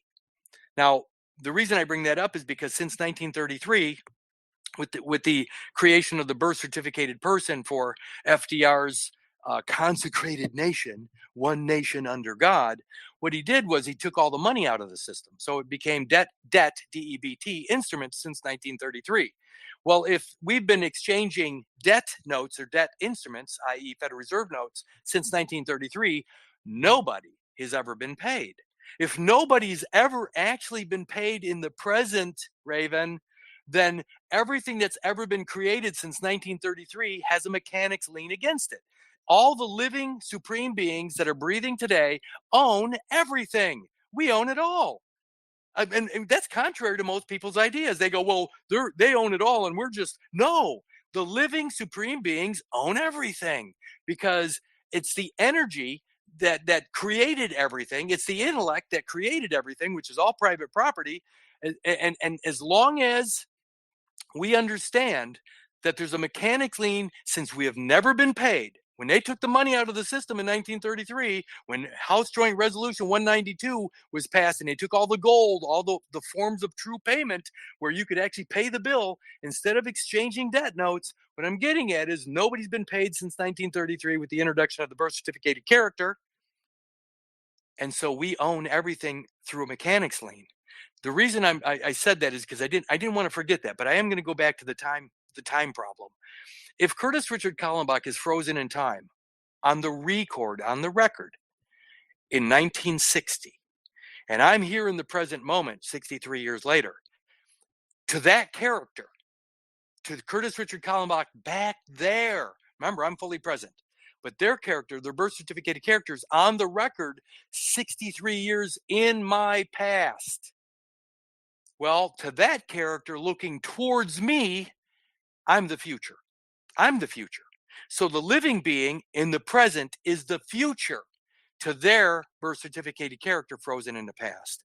If I'm fully present and I dig the hole today, but that character back there gets the credit for it, If I'm the creditor in the present moment, then the character born to the Gregorian calendar is the debtor. So they created a creditor and debtor out of me. I'm both. If I accept the birth certificated character frozen in the past, that character is a debtor to the living being in the present. So they created a creditor-debtor system by splitting the umbilical cord or cutting the cord and creating a false duality to where your presence is the creditor, the living being, the supreme being that digs the hole in the present and loans that money or loans that energy to the character back there in the past. So that character back there has an outstanding debt to me in the present, but yet we're one and the same being. You see what I'm getting at? I totally do. And what I'm feeling and what I'm getting from this is that when we recognize the energy, when we move away from the money, which is the tangible shackle of that energy, and we sit in the moment, recognizing the expansiveness of the energy that I and each one of us has created, we are unbelievably wealthy. And that goes back to the godly estate holding all the grand wealth because that's the energetic frequency or the field of it. And the money is what's trapping. It seems to be what's trapping the energy here for us. Correct? The representative money, the money that their dollar, their whatever, doesn't matter what it's called, it only represents our energy in the present. And so remember this. Remember, you got all these people out there claiming the image of God. We're all made in the image of God. Speak for yourself. Speak for yourself, because right now I'm standing in front of a mirror. I'm filled, my wings, my lungs are filled with the spirit. I am soaring above the earth. I'm standing upright. I'm standing. I have standing, Raven. Okay, but I have standing because I'm filled with the breath of God, the spirit. So I'm upright. I'm looking 5 feet away from me at a wall mirror. I'm looking at, and now here I am, the genuine supreme being standing in front of this reflection. The reflection is the image of my genuine nature. I'm looking at an image. The reflection is the image. The dollar represents what is in the present. So I dig the hole. If I watched myself dig the hole in the mirror, and I'm actually acting this out so I can see it. I'm in the present moment. Understand that where I'm standing right now in front of the mirror, I'm located here, but 5 feet away from me is the reflection or the representation, the image of God. What's the image of God? If you spell it out, it's D-O-G, dog. So the image is the dog, Sirius, or the dog star, but it's that image. And of course, they create the duality by cutting the umbilical cord and giving rise to a past, a reflection, a representative. So Kurtis Richard Kallenbach, the piece of paper that represents the biology that's stuck back there after they cut it off, is also known as the image or the representative. So now they have on paper something that represents or represents my biology in the present. It is the image of God. The birth certificate is in the image of God. So you got all these people claiming, hey, we're in the image of God. Great. Happy birthday. Not me. I'm in the present. I'm not in the image of God. I'm in the present. I am of God. I'm filled with the Spirit of God right here, right now. But their birth certificated character, frozen in time, is not. So all these people that have fallen for the image of God claim, hey, good luck with that. By the way, none of this is intended to diminish people's ideas. I'm just trying to be the brightest light, shining the brightest light of truth on something so stinking simple to me. All present and accounted for from fertilization to last breath. How easy can that get? And speaking of which, there's a word that we haven't brought up yet. And that goes back to the beginning of your discussion. and that is the accretion. Oh, And I think thank that's you. very important. Yeah, very important. And before you get in on the accretion, because everybody, I hope you're laughing. I hope you all are going, oh my fucking God, and having all the squeals that I'm having listening today.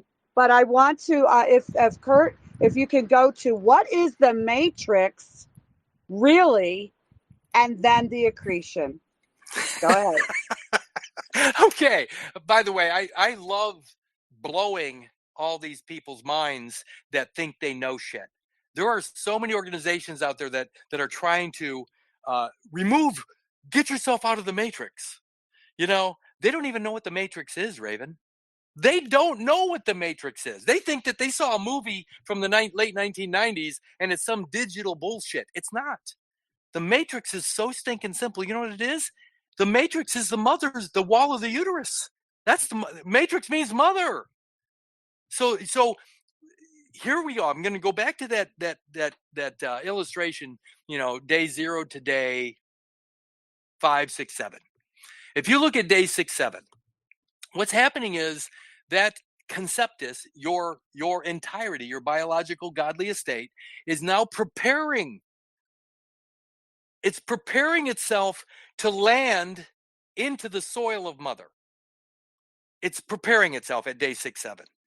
When it finally implants, when it finally lands, that's called conception or implantation. Now I'm gonna tell a joke here before I forget. So now you just went into the matrix. You landed into the matrix, which is mother. By the way, the word fuck is an old farmer's term. The word fuck means to implant or to occupy. So when you finally land into the wall of the uterus, you're fucked. By the way, not only are you fucked, you're a motherfucker. That was for me. Anyway, but it's true. The word fuck means to occupy or to implant. Now look what's interesting about this. So you now go into the uterine wall. By the way, we've all heard this. You can't make a first impression twice, can you? Not at all. That's your first impression. You're impressing yourself into the uterine wall. That's your first impression. And it's into the matrix. Now, to answer your question about the accretion. This is amazing. So think about your biology. You're still at day 5, day 6. Remember, God rested at day 7. So he's still working until day 7, and then he's done. He's done at day 6, and he rests. And at day 7, you're able to do what? You're whole. In fact, your 46 chromosomes already exist in its entirety. Even prior to this impression, this uterine wall landing, you already exist. Your godly estate exists in its entirety. There's nothing missing. You're perfect. So here you go. The pellucid membrane that surrounds your biology is shed. You're shedding your first skin. By the way, let me say something about that real quick. So dad's sperm and mom's ovum. Dad's 23 chromosomes, mom's 23 chromosomes. When dad's sperm fertilizes mom's ovum, that's a brand new 46 chromosome entity. Here's what's interesting about that. There's something that mom had surrounding her ovum that does not go away. It's called the pellucid membrane. When dad's sperm fertilizes the ovum, the pellucid membrane is retained like a skin. It's retained for the first 5 days-ish. That pellucid membrane is still mom. So mom envelopes you, mom envelopes you. Think of the Universal Postal Union. The envelope of mother is still surrounding you for the first 5 days, even though it's considered part of you. The zygote is still a brand new entity, but the pellucid membrane of mom still surrounds you like a skin. It envelops you. Well, at day 5, day 6, 7, it starts to shed. You're shedding your skin just prior to landing. The pellucid membrane is very important, by the way, in their world. In their postal system, it's still important. But anyway, while you're floating in space prior to landing into the matrix or before you're fucked. How about that? Mom's uterine wall is preparing itself. In fact, it's doing something it didn't need to do before you existed. It's preparing the uterine wall for your landing. When you land into that uterine wall, mom's own biology accommodates you.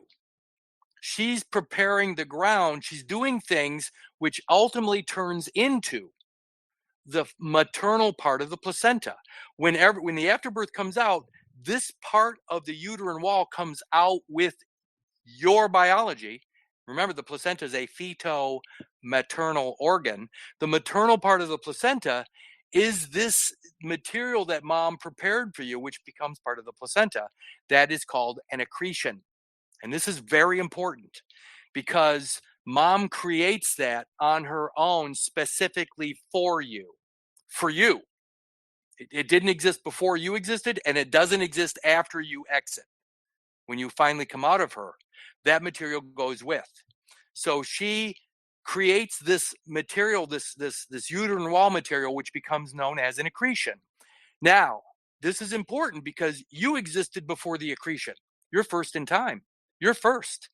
But mom prepares the ground for you, and it becomes the maternal portion of the placenta. And what's weird about this is that creation, remember, implantation and conception are the same thing. When you plant into the wall of the uterus and this accretion, this maternal part of the uterine wall, which is now accepting you, exists, it is the conception. It's what's conceived. Not you. You already existed at fertilization, but this uterine wall accretion is it's created upon your arrival. The reason this is important is this accretion it was created during this process, by the way, during this so-called pregnancy, during this whole event, this existence event. It didn't exist until it needed to exist, and it was created specifically for this. And here's what's crazy. When they redefined the implantation event to mean conception. Now remember, who created the zygote? It's a combination of mom and dad, 23 from dad, 23 from mom. That's your divinity. So the zygote / conceptus is an entirety. It's already whole. It doesn't need anything more. But when this entirety plants into the wall of the uterus, this other thing is created. The accretion is created. That creation, I'm not joking, is called the Immaculate Conception. It's the wall of the uterus, which is Mary. They consider this accretion Mary, like as in Jesus and Mary. That's Mary. I'm trying to think of the word that they use. What is it? I'll think of it later. But anyway, that's the Immaculate Conception because it was created without a man. It was created. My dad didn't create that. My dad didn't create that accretion, but it was created. It's a creative event. So the accretion is the Immaculate Conception. So the reason this is important is because you existed before that accretion. You were prior in time and space. You were first in time. First in time is everything. First in time, first in right. So, but the accretion was created. And that creation was created without dad. So it's an immaculate conception. That uterine, here's why. If I went and got my Black's Law Dictionary right now, and I looked up the term born alive. Born alive. In fact, I'll do it. I'm not going to go get my Black's Law, but I am going to go to Black's Law 5th edition PDF I have on my computer. I didn't think I'd be in the basement this long, but I think that since this is an important call, I should do things really right. So let me pull up the Black's Law dictionary real quick, and I'm going to go to the definition of born alive. This is so huge because people go, born alive. Okay, yeah, I got it, Kurt. Well, this is one of the first things that I discovered years ago was born alive means something. And it's so weird when people understand the simplicity of their deception. So I'm going to born alive in Black's Law 5th edition, which is a 1979, which is also the same year that Hugh, H-E-W, the cut, changed to HHS, just an FYI. So born alive, people talk about born, they think they know what born is, but born alive, two words together means something entirely different. Let me see where this is. Oh, there, okay, be born.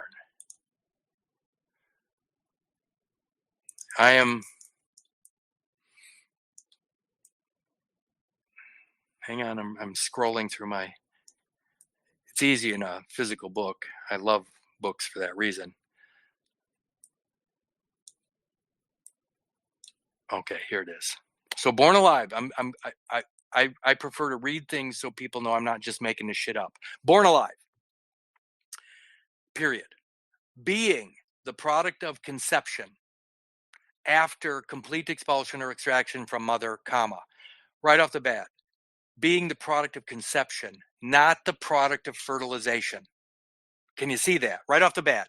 Being the product of conception. They're not even talking about fertilization. If they're not talking about fertilization, they're not talking about the zygote or the conceptus. So what is being created? What is actually born alive? Is it any of your biology or is it something else? Let me tell you something. The only thing born alive is the accretion. And I'll finish this definition real quick. But the product of conception is not any of your biology. You're the product of fertilization. The only thing that's created at conception is this maternal wall, uterine wall accretion. That's what's created. That's what's created. And it comes out as part of the placenta, the maternal part of the placenta. Now it'll make sense. Let me finish this definition.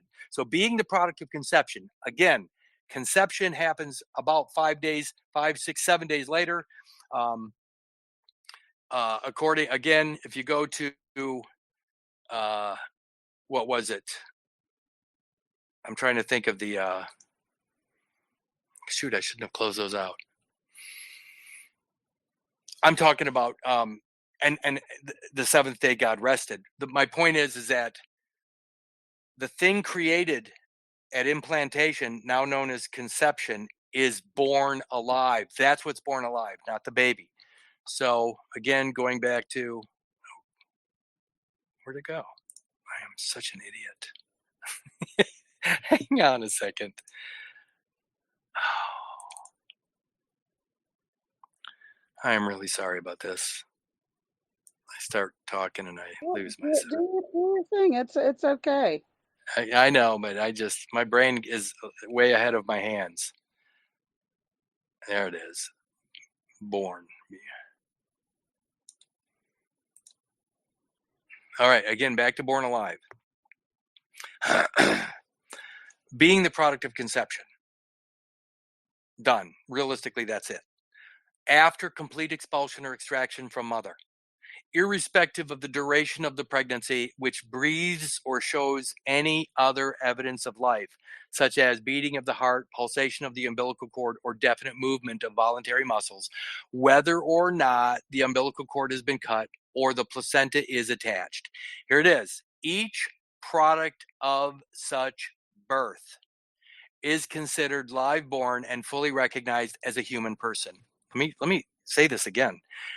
Born alive says being the product of conception. That is not the product of fertilization. They're not talking about the baby now. They're talking about everything that comes out of the womb other than the baby, the afterbirth. So it says being the product of conception. Wait a minute here.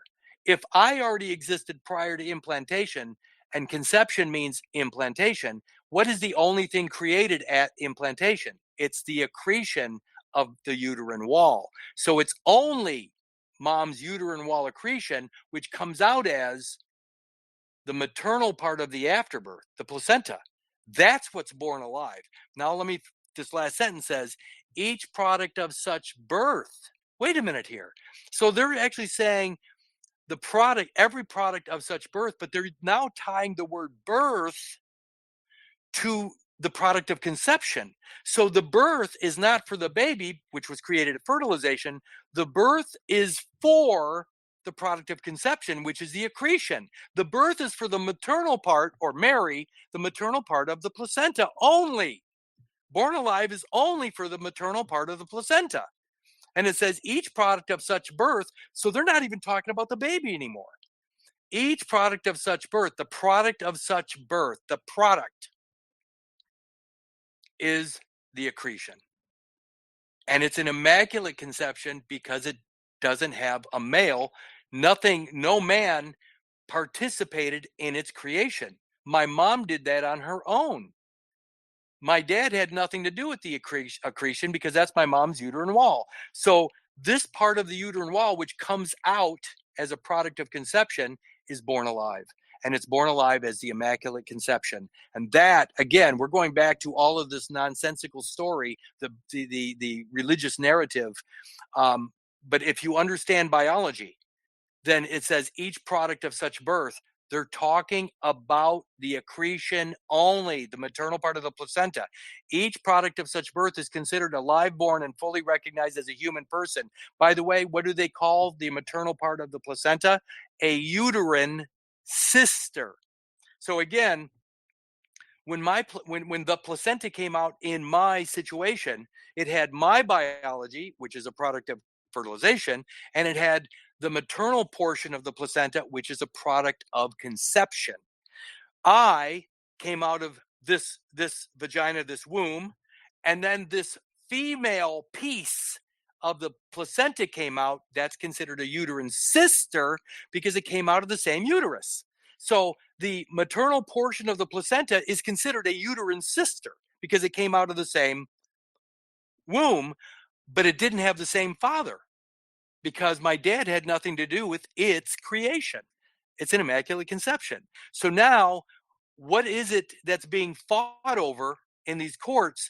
The Roman Catholic Church is actually saying, listen, you have something that doesn't belong to you. It belongs to us. It belongs to the Roman Catholic Church, which is Mary, which is the accretion, which is born alive and given a birth certificate. Now, people don't understand the mechanics of this. If they get there, if they go into a court system and say, hey, that placenta, that placenta, that maternal part of the placenta, the born alive placenta, is our property, the church's property, the Mother Earth property. We're claiming that. Well, if they get awarded the birth certificated character and my biology is still attached to it via record, remember the placenta is looked at as one thing, even though it has my biology too, then I become collateral damage to their claim because my biology is collateral to the accretion, the maternal portion of the placenta, and my mom's biology as the accretion is collateral to me. If they're awarded the birth certificated person, they're also awarded me by extension. That's where the servitude or the involuntary servitude, or what most people perceive to be slavery, comes in, which is nothing more than me being forced to become the surety for all of these banking systems around the world because I'm attached to the maternal portion of the placenta. I'm attached to it. And since I've forgotten about it, remember, I don't give a shit about that waste material. Well, as long as I don't care about that my biology that's part of the afterbirth, then they get it. And that's called adverse possession. Hell, the movie The Exorcist back in 1973 was actually the church made it look like it was about demonic possession, when in reality, all it was me being possessed by the church through the placenta. I'm possessed by the church because they have a claim to the birth certificated character. Their bar association is always going to award that to somebody that actually knows what's going on, has knowledge of it, where in fact, is if I know that I go all the way back to fertilization, then that means I can pull all of my estate, my godly estate, out of that placental claim because it's all one. They can't have it if I'm still using it. And all I have to do is have knowledge of my godly origin being fertilization instead of agreeing to the fetal-maternal placenta, which gave rise to the birth certificated character. If I claim that birth certificate, I'm actually participating in my own demise. I'm giving all my property over to Rome indirectly by my own ignorance. Whew, that was a lot. Well, that's even a lot for me, you know. I'm with you all the way, baby. And then it's like, wow, on that one. So then the question, and I want to remind everybody that when Kurt is talking about that, the accretion, the wall of the uterus, is the matrix itself. So Right. please understand what Kurt's saying. And then the question is, okay, yes, we have the knowledge. Okay, now we're getting the knowledge. But really, how do you stop using the birth certificate? How do you stop using the socialism security card? You know, like the other day, they're like, okay, so what's the number on your ID? And I said, what ID? Well, you have to have an ID, driver's license. I don't have a driver's license. Well, you have to have an ID. I don't have an ID. And this cop didn't know what to do with me. And I said, are you trying, you know, and he started to imply you had to have it. I said, I don't have to have an ID. I'm free. I don't need to have an ID, you know? But nobody knows what they're talking about. Nobody knows what's going on and how to pull out of it and do the extraction. Yes, the knowledge. I get that, Kurt.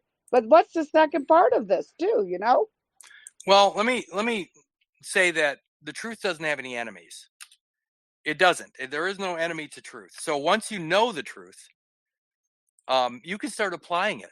And again, they're not going to go against this ever. You said something, I mean, regarding the accretion. Let me explain how weird this is. By the way, I've never said this before live. I've never said this on a recording, and I'm going to do it right now. People don't understand that from fertilization to this moment, I'm one single living supreme being. All of my biology began at fertilization, and I'm still using it to this day. If they cut a piece of me off and I let it become part of that fetal maternal organ and forgotten, I forget about it, then I am deficient. I am less than whole because part of me is left behind. If they try to reattach it by me claiming the birthday, yeah, sure, I get the rest of my biology, but I'm also getting moms now. Now there's too much. There's a surplus. And that's too much. So it's damned if you do, damned if you don't know the whole truth. So what they've done is, when you understand that my rights as a private man begins at fertilization and ends with my last breath. And it only extends as far as my own biology. But if you add my mom's biology to me through that accretion, now it's called a bundle of rights. Most of the time, the bundle of rights is part of a real estate term, or real estate. It's a legal term within real estate, but it's a bundle of rights because it's not just me. It's my rights are bundled together with mom's and whatever mom's rights, whatever that's bundled to. So I go from a private man having private rights to now, through this accretion attached to my biology through the placenta and the birth certificated character, a bundle of rights. Now, this is something that is going to shock people. The bundle of rights, I have to slow down on this because it's so fucking shocking to me. The bundle of rights, the placenta evidences, is the social contract. That's the social contract. When I don't know the limits of my existence, my own biology, and I allow the birth certificated character to be part of my life, that bundle of rights between my biology and mom's becomes the social contract with the rest of the world. That's how they're forcing everybody into the social contract. They're doing it through the placenta. That's the social contract. So if you want to get rid of the social contract, Social Security and all that shit, you need to know the limits of your own biology and extract your biology from their claim because if you're still using that godly estate, they can't use it in their fetal-maternal placenta. Let me explain something about the patentability of human nature. Human nature is not patentable. My biology is not patentable. My mom's biology is not patentable. But they found a way around this at 35 U.S. Code 101. 35 U.S. Code 101 is patents or inventions patentable. And it says this, it says whoever invents or discovers any new and useful process, machine, manufacture, or, and here it comes, composition of matter. Well, the placenta is a composition of matter. It has my biology and mom's. It's known as a tertium quid. If you look at the placenta as one organ, then it becomes a tertium quid where there are two known elements, but combined, those two elements become some new third thing. It's like a Reese's peanut butter cup. I mean, you have chocolate and peanut butter, and together it makes a Reese's peanut butter cup, which is a patentable product. But chocolate alone is not patentable. The peanut butter alone is not patentable. But when you put them together, you got this new third thing. Well, that's what the placenta is. My biology is not patentable. Mom's biology is not patentable. But when you put them together in the placenta, it becomes a composition of matter, which is patentable at 35 USC 101. If you don't know the truth. Now, that being said, the United States Code is the United States will protect you on all this shit if you know the truth. 22 USC 288B, baggage and effects of officers and employees exempted from customs duties and internal revenue taxes. Kurt, how do we get out of paying taxes? You don't. Nobody, no whole supreme being owes taxes, ever. But when you claim a birthday and you allow that piece of you to go into that other world, it changes things. 22 USC 288B, baggage and effects. Think about this. Baby. When I read this, it's going to freak you out. I'm not going to read the whole thing. I'm just going to say baggage and effects.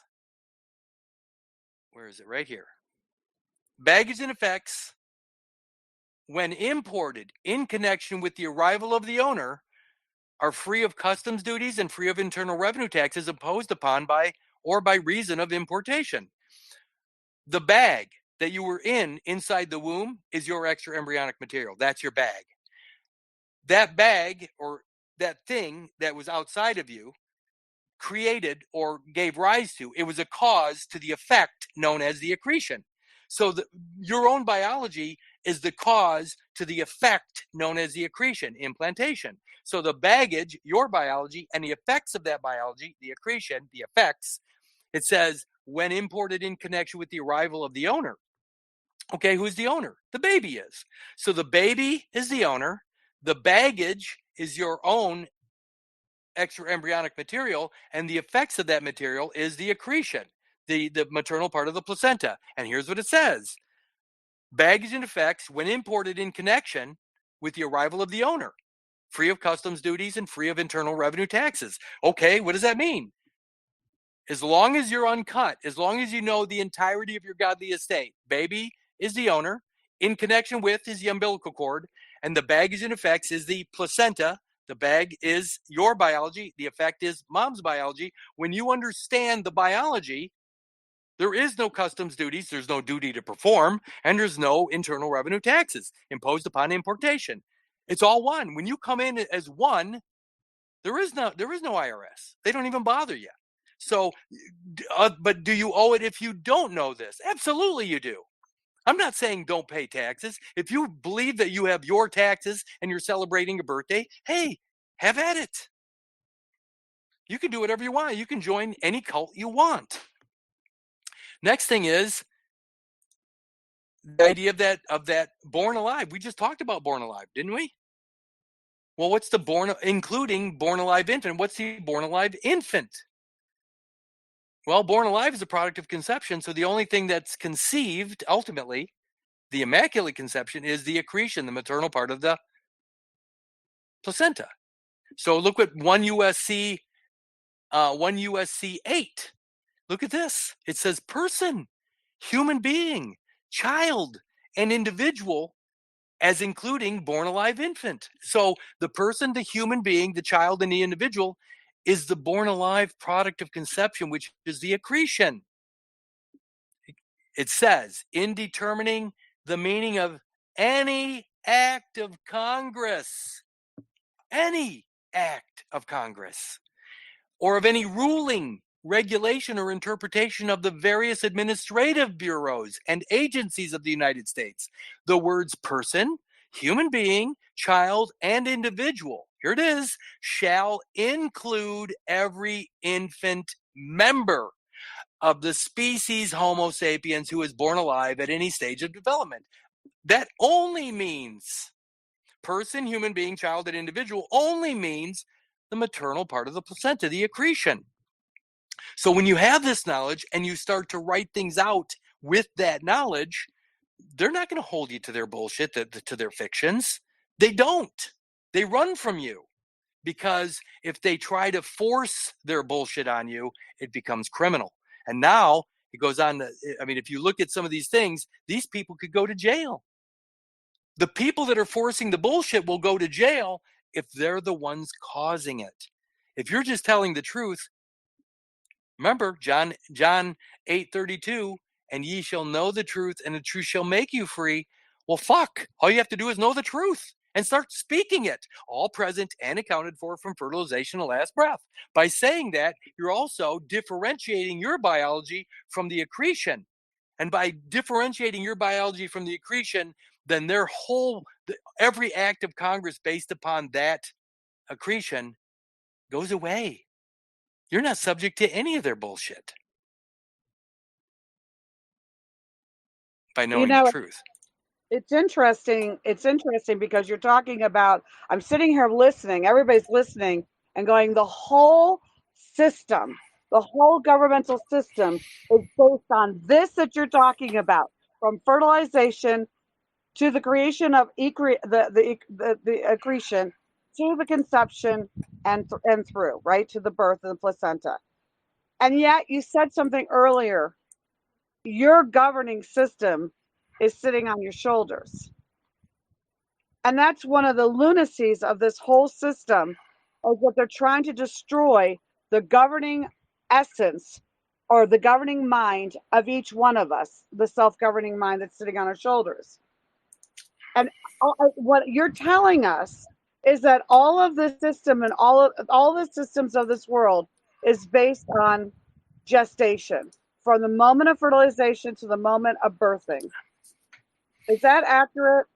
Is that how you're fucking with my mind today? Because that's amazing. That would be amazing to me how fucked up that is. This is so easy. Now, this is why it's so beautiful. Their entire system is based upon you not knowing fertilization. I mean, not having the knowledge of fertilization and admitting to an arbitrary birthday. When you know that the birth is only the product of conception and the product of conception is implantation, then those 6 days, remember, God rested on the seventh day, but you're completely forgetting about the first 6 days, and now you become lost at sea. So when you're lost at sea, the state will send out a ship, SOS, save our ship. The state gets to go out and salvage through admiralty law the boat that you left behind, the boat you forgot about. The first 6 days of existence, you're lost at sea. So they're going to go find you. And they're going to find you, by the way, through their discovery. They're going to find you. And then they're going to pull your boat in, and they're going to dock it. They're going to put it on a docket, or they're going to dock it. But the reality is you've never been lost at sea, because you're still using the biology now. But the only way you can prove it as self-evident is to go all the way back to fertilization in front of the lost at sea potential. Because if you're all present and accounted for from fertilization, you're never lost at sea. So admiralty law doesn't apply. By the way, if admiralty law applies because of the cut, because of the birthday, well, so does salvation. Because the man on the land becomes a savage, an indigenous person that needs to be saved. So what happens is, through the cut, you have the man on the land, the indigenous savage, who needs salvation. The church does that. Or you have the boat that's lost at sea that the state gets to salvage through admiralty law. So because of the cut, you have two potential problems, and that's the church's salvation or the state's salvage. And yet neither are true. They're both contrived because of the birthday. And by it's your own, and you're admitting to it. It's your own conviction. Remember, conviction is just a strong belief. So you self-convict by claiming a birthday, and then here's the way you got to look at it. You got to look at it as almost like a triangle. At the top of the triangle is your mind. You're governing your ability to self-govern. And then on the left side, I'm going to call that lost at sea, and on the right side, indigenous person, and those other two corners. What you're doing by claiming a birthday is giving rise to the lost at sea on the left and the indigenous savage on the right. If you're whole, WHOLE, those two positions don't even exist. But what happens is they get you to choose. You claim a birthday, and now there's a duality. And that duality gives rise to a potential salvage operation or salvation by the church. If you're whole from the beginning, neither of those are even possible because there is no cut. There is no duality. It's all one life from fertilization to last breath. So what I'm saying is that we can get out from under all of this by knowing the truth of the matter all the way back to the moment of creation, which is fertilization. All of it disappears. All their bullshit disappears. And people don't understand how important the truth is, unless, again, remember, everything's about motive. If you're trying to get something for nothing, if you're trying to, have your car and your house and all this shit paid for by the blood pool, hey, go for it. But you're the problem. The people that get something for nothing or that are going after this account money, they're all fucking whores. They're all whores. They're the problem. And I don't have any enemies, but if I did have one, it would be those people, because they're the ones. It's their motive that is keeping this shit alive. They're the ones that are giving these guys work, the courts work, the church and state separation, that idea of church state separation, when in reality that cannot exist in nature, because neither of those exist in nature. Church or state exists in nature. So I think this is easy. I mean, is there any way? Is there? I know this is just the beginning as far as I'm concerned, because even though it's a data dump for me, the reality is it affects everything. This is the whole thing. Those 6 days unaccountable are everything, because you don't understand that the 6 days lost in space or the 6 days lost at sea, you don't exist. And if you don't exist, then you don't have any rights. And that's what it comes down to. If you're not here, if you're not present, then everything falls to probate or something else or whatever. The idea is that you don't have a voice. You don't have a voice. So you don't get to speak for yourself. You don't even exist as far as they're concerned. So choose one, pick one. You can't have them both. You can't have a decedent to state birthday and a living presence. It's one or the other, all or nothing. There it is. I just laid it out. Is the homage to the that they're paying to the 666 Antichrist number, is that really a nod to the 6 days No, lost at sea? Okay. no. Okay. 666 Uh-huh. is carbon. Right. 6 protons, 6 electrons, and 6 neutrons. It's just carbon. When you reduce, if you burned, okay, so they got the afterbirth. Let's say they have the cut material and they throw it in an incinerator at the hospital. If you burn my biology down, if you incinerate it, what does it burn down to? Carbon, pure carbon. So the remains, what used to be biological remains, are now what? Ashes to ashes, dust to dust. They're ash, they're carbon. So they take this afterbirth material in some cases or some instances, burn it down or reduce it to ash, which is carbon. So now you have a version of you as 666. It wouldn't exist if they didn't cut the material off of you. That's my point. It's nothing more than carbon, Raven. That's all it is. But people believe that it's the number of the beast, but the beast is the collective carbon. It's all of that biological material collectivized and reduced to ash. And that's what I call Leviathan. Now think about this. The afterbirth comes out of the waters of mother. If they collect all of that waters of mother biology into one giant democracy, global democracy, it becomes Leviathan. If they reduce it, if they burn all that shit up at the same time or whatever, and they reduce it to ash, it's nothing more than 666. Now, the reality is that's just devoid of water. It's you devoid of water. It's you devoid of life-giving water. A lot of times they'll actually call that waterless piece of you the desert. It's the desert, biblically. No water. But 666 is nothing more than carbon. That's all it is. Okay, that's great. Because I wanted to talk about that because people are so superstitious that we're making things larger than ever has to be by the personification and all this religiosity that we get caught up in. But I want to go back for 1 second. I want you to talk about, because you're talking about the trust, going after the money and that sort of thing.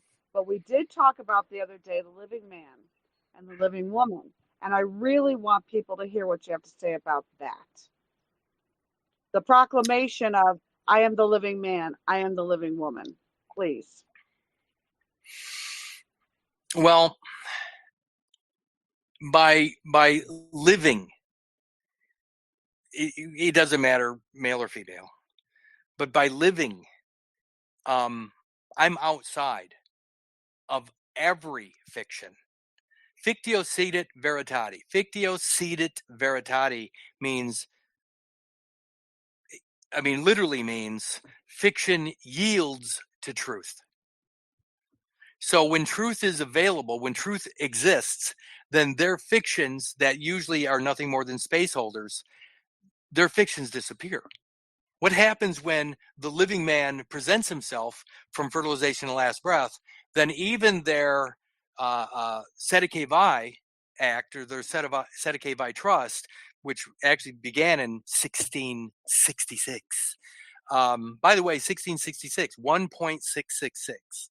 If you really look at that, 1.666 is a weird number because the 666, the 0.666 represents the afterbirth, part of your divine proportion, reduced to ash. That's 0.666. So that's the human remains left at the hospital, burned down or reduced to ash. Whereas the one, the living being outside, or the supreme being outside of the womb, is the whole man, or the one. So when you understand that 1.666 is your divine proportion, your entirety, all the way back through all the generations, what they're doing, though, is they're putting all of your life into that Sedeke Vi Trust through the birth certificate, or the character that you keep claiming. Again, so if you're not here, if you're missing, presumed dead, then all of your property goes into this In God We Trust. Here's a way to look at it. You got to look at the birth certificate, or the nation under God, that FDR created through his New Deal in 1933. You got to look at that as the consecrated nation. By the way, what is a churchyard? What is the actual definition of churchyard? It's cemetery. The consecrated ground, or the holy ground, the consecrated nation that FDR spoke into existence in his first inaugural address in March of 1933. He says, this is a day of national consecration. He created holy ground in 1933, a holy nation in 1933. That holy nation is this cut decedent estate. So this cut decedent estate is nothing more than one giant cemetery. America became a cemetery in 1933 with all of these decedent estates that give rise to the birth certificated plot, or the deed. So the deeded ground, the birth certificate, evidences the communal plot, or the communist plot, against America. And everybody claimed that birth certificate, that plot, for themselves, that decedent plot, which is nothing more than a cemetery plot, or a cemetery, which you can also learn or find out to be Potter's Field, where everybody went to their grave, their headstoneless grave, or they were buried as paupers in this ground. Now, why paupers? Because you have no property.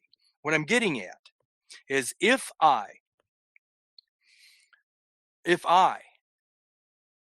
swam ashore I wake up and I swim ashore and I reach the shore of America and I pull myself up onto the land and I look around and all I see is one giant cemetery. My question is, what happened to everybody? Where'd they all go?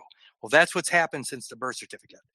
Everybody decided on the decedent estate they wanted to be the beneficiary of that estate. So again, to be a beneficiary is moronic because you're actually accepting the decedent position and have no rights as a beneficiary. So I show up. I show up in America, living, breathing. My wings, my lungs are filled with the Spirit of God. I show up.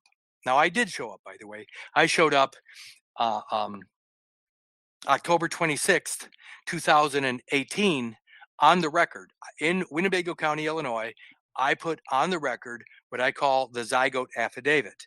The zygote affidavit claimed my godly estate in its entirety from the zygote to this moment. I believe that when I put that zygote affidavit on the record, October 26th, 2018, it was the beginning of the 7-year tribulation, because when I did that, their Jesus returned. So their Jesus returned October 26th, 2018, because I evidenced my entirety, which nobody had ever done before. And by doing so, I started revelation.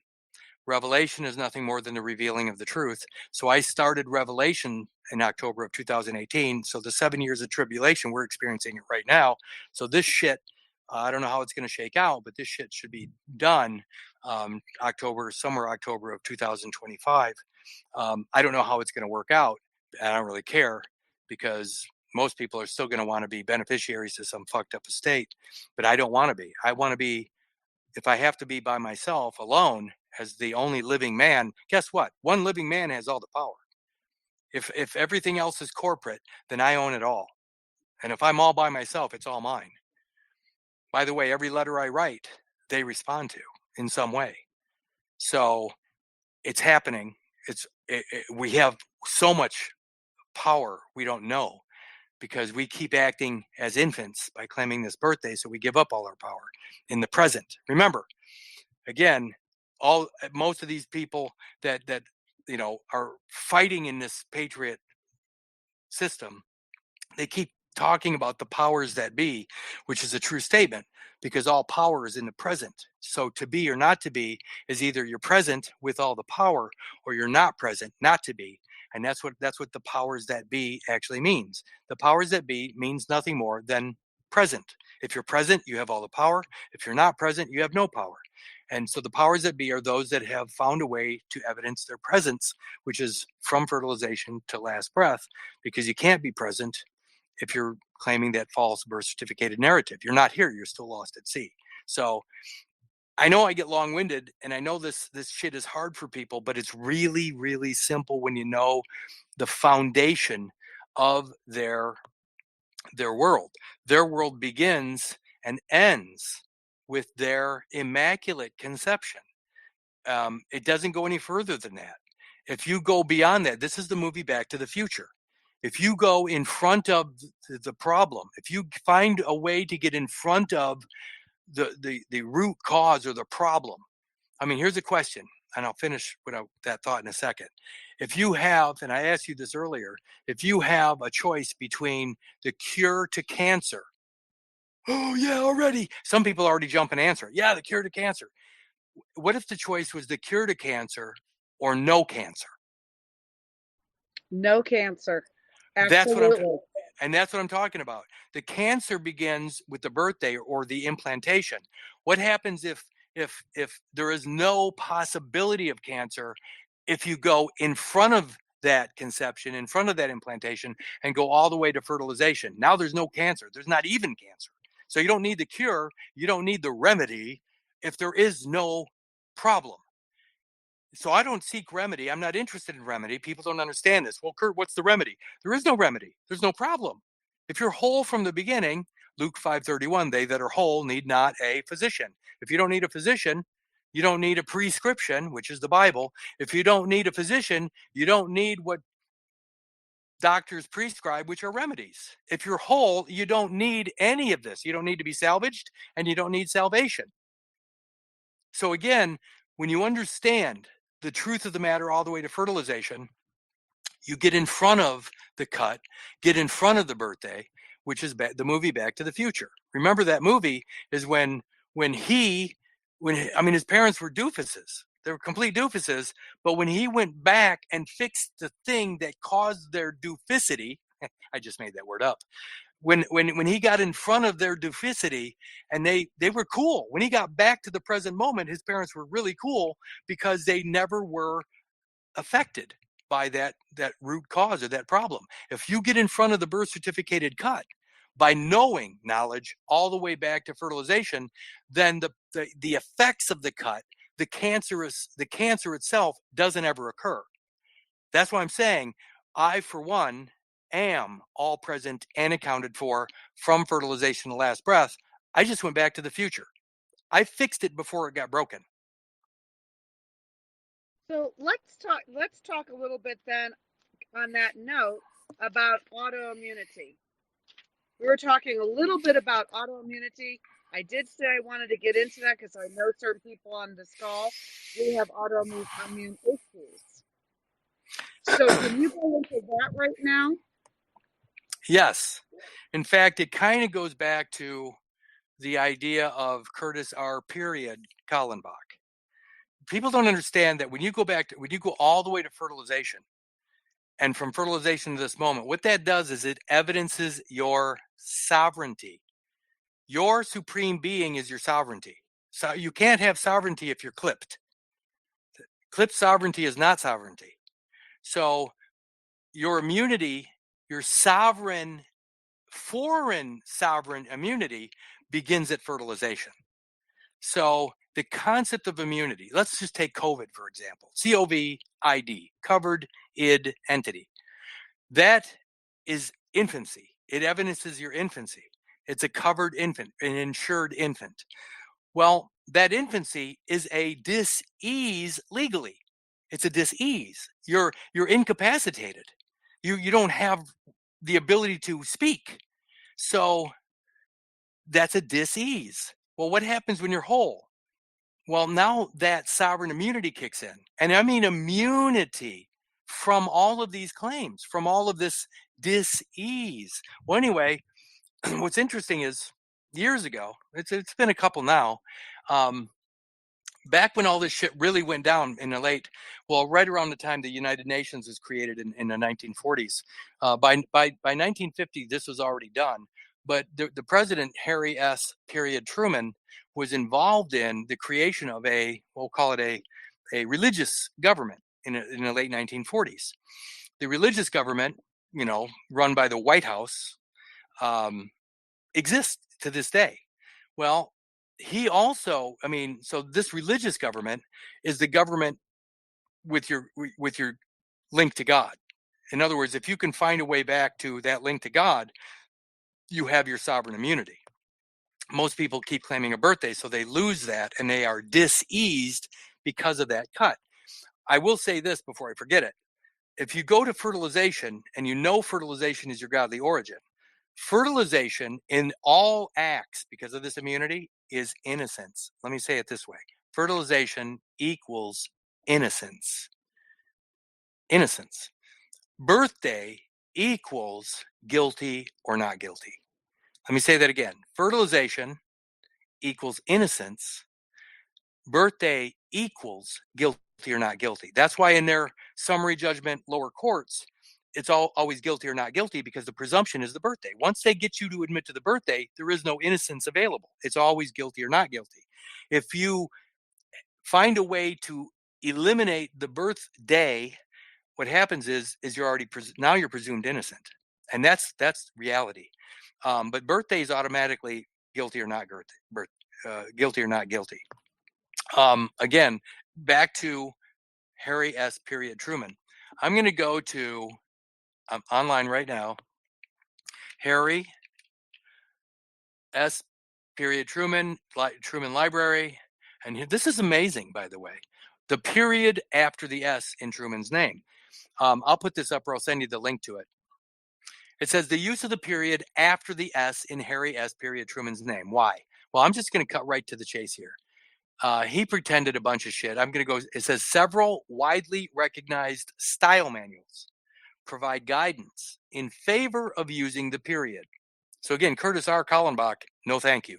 Kurtis R. Kallenbach, absolutely. It goes on to say, according to the Chicago Manual of Style, all initials given with a name should, and then in quotes, for convenience and consistency, be followed by a period, even if they are not abbreviations of names. The U.S. Government Printing Office Style Manual states that the period should be used after the S in Harry S. Truman's name. Same with me. Kurtis R. Kallenbach is absolutely necessary according to the U.S. Government Printing Office Style Manual. What I'm getting at is it says, for convenience and consistency. Well, I'm going to go to the word convenience. By the way, this is how my mind thinks. People don't realize that putting all this shit together took 15 years. So I'm going to go to the word convenience.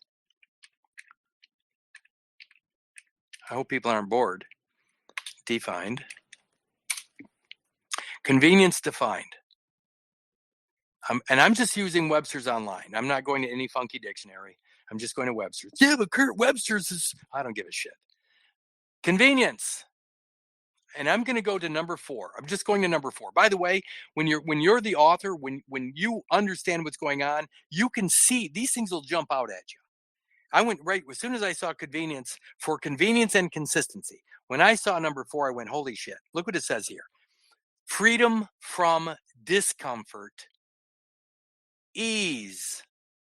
So convenience is freedom from discomfort, ease. Does that sound like ease or dis-ease?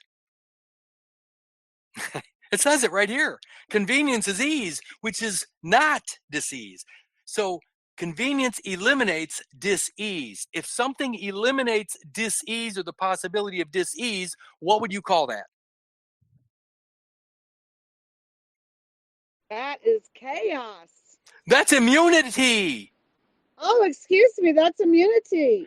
If I am immune from dis-ease through convenience, because convenience offers me ease, I have immunity. So in the Harry S. Truman says, for convenience and consistency, you have to use the period after an initial. So dis-ease, freedom from dis-ease, is immunity. So they're telling you right here that for convenience and consistency, you have immunity. What he's doing is he's describing your sovereign immunity. You know how to write out your name properly. You have sovereign immunity by your own autograph, by your own signature. Now I'm going to go to consistency. This is really cool, actually. I haven't done this for a couple of years. Consistency. Now, I'm going to say something. From fertilization to this moment, I'm still using the same biology. I'm still using it. So that means it's an unbroken. I say that it's an unbroken biological line from fertilization to this moment. Can't get any more consistent than that. Anyway, consistency says, look at this, 1A right off the bat, agreement or harmony of parts or features to one another, or a whole, a whole. So consistency is the whole, which is what I've been talking about. So you have immunity through convenience, and you have wholeness or wholesomeness through consistency. So in this document, right from the Truman Library, it says all initials given with a name should, for convenience and consistency, be followed by a period. It says it right there. So I'm not arguing with these guys. I'm just doing what I know works. And by the way, I do have a friend that when he did this, he was being held in a local county jail. When he wrote the right words and he signed it properly, within a few days, he was let go from the county jail because sovereign immunity kicks in. Sovereign immunity means that you're not a sinner.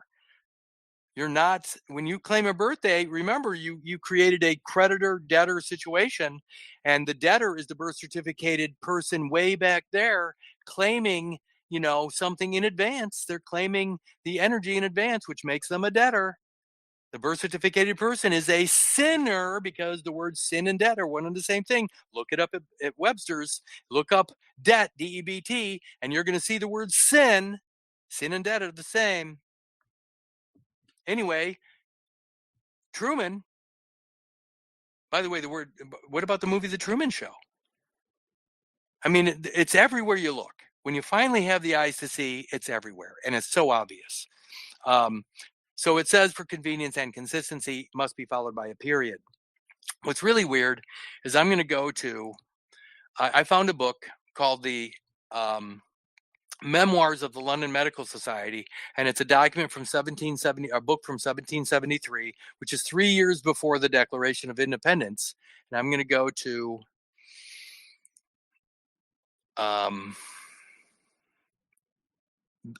just a page out of that book because it correlates directly with what I just said about this initial. Where is this? And I can send you this stuff too.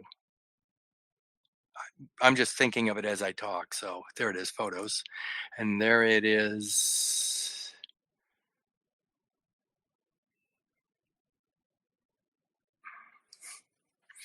Where is it? Oh, there it is.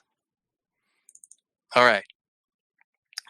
This is amazing. This is right out of the book from 1773. It says, and I know I'm taking it out of context, but you can look at this when you get a chance. It says because I'll send you the link to the JPEG. It says, in printing the memoirs of the society, the fellows and corresponding members. Look at that. Members, just like out of 1 USC 8, the infant members. Fellows and corresponding members are distinguished by initials affixed to their names from other respectable gentlemen of the faculty who have kindly furnished valuable communications. Furnished valuable communications. So they're actually identifying the fellow, the baby, and his corresponding member, but they're doing it through initials affixed to their name. So Kurtis R. period identifies me, baby, and my afterbirth material, the corresponding member, as one, but it has to be done right through an initial period. By the way, when I say initial period, it even makes more sense because what's the initial period of my life but the first 280 days in the womb? That's my initial period. You see what I'm getting at? I absolutely do. And So then, finally, so go ahead. everybody should be writing, well, because we've got people asking about practical application right now. So you're suggesting that each one of us should be writing our names the same way you do, with the middle I'll just, name with the period? there is no middle name. Remember, the period makes it so there is no middle. When you look at Kurtis R. Kallenbach, the R is between Kurtis and Kallenbach, so the R becomes a middle. But if you put a period after the R moves over to the left, so it's not a middle initial anymore. Does that make sense? Yes, it does.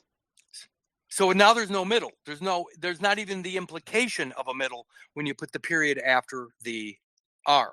The next paragraph says, in the recollection of the enjoyment of the company and labors of their members. Remember, the member is the cut material.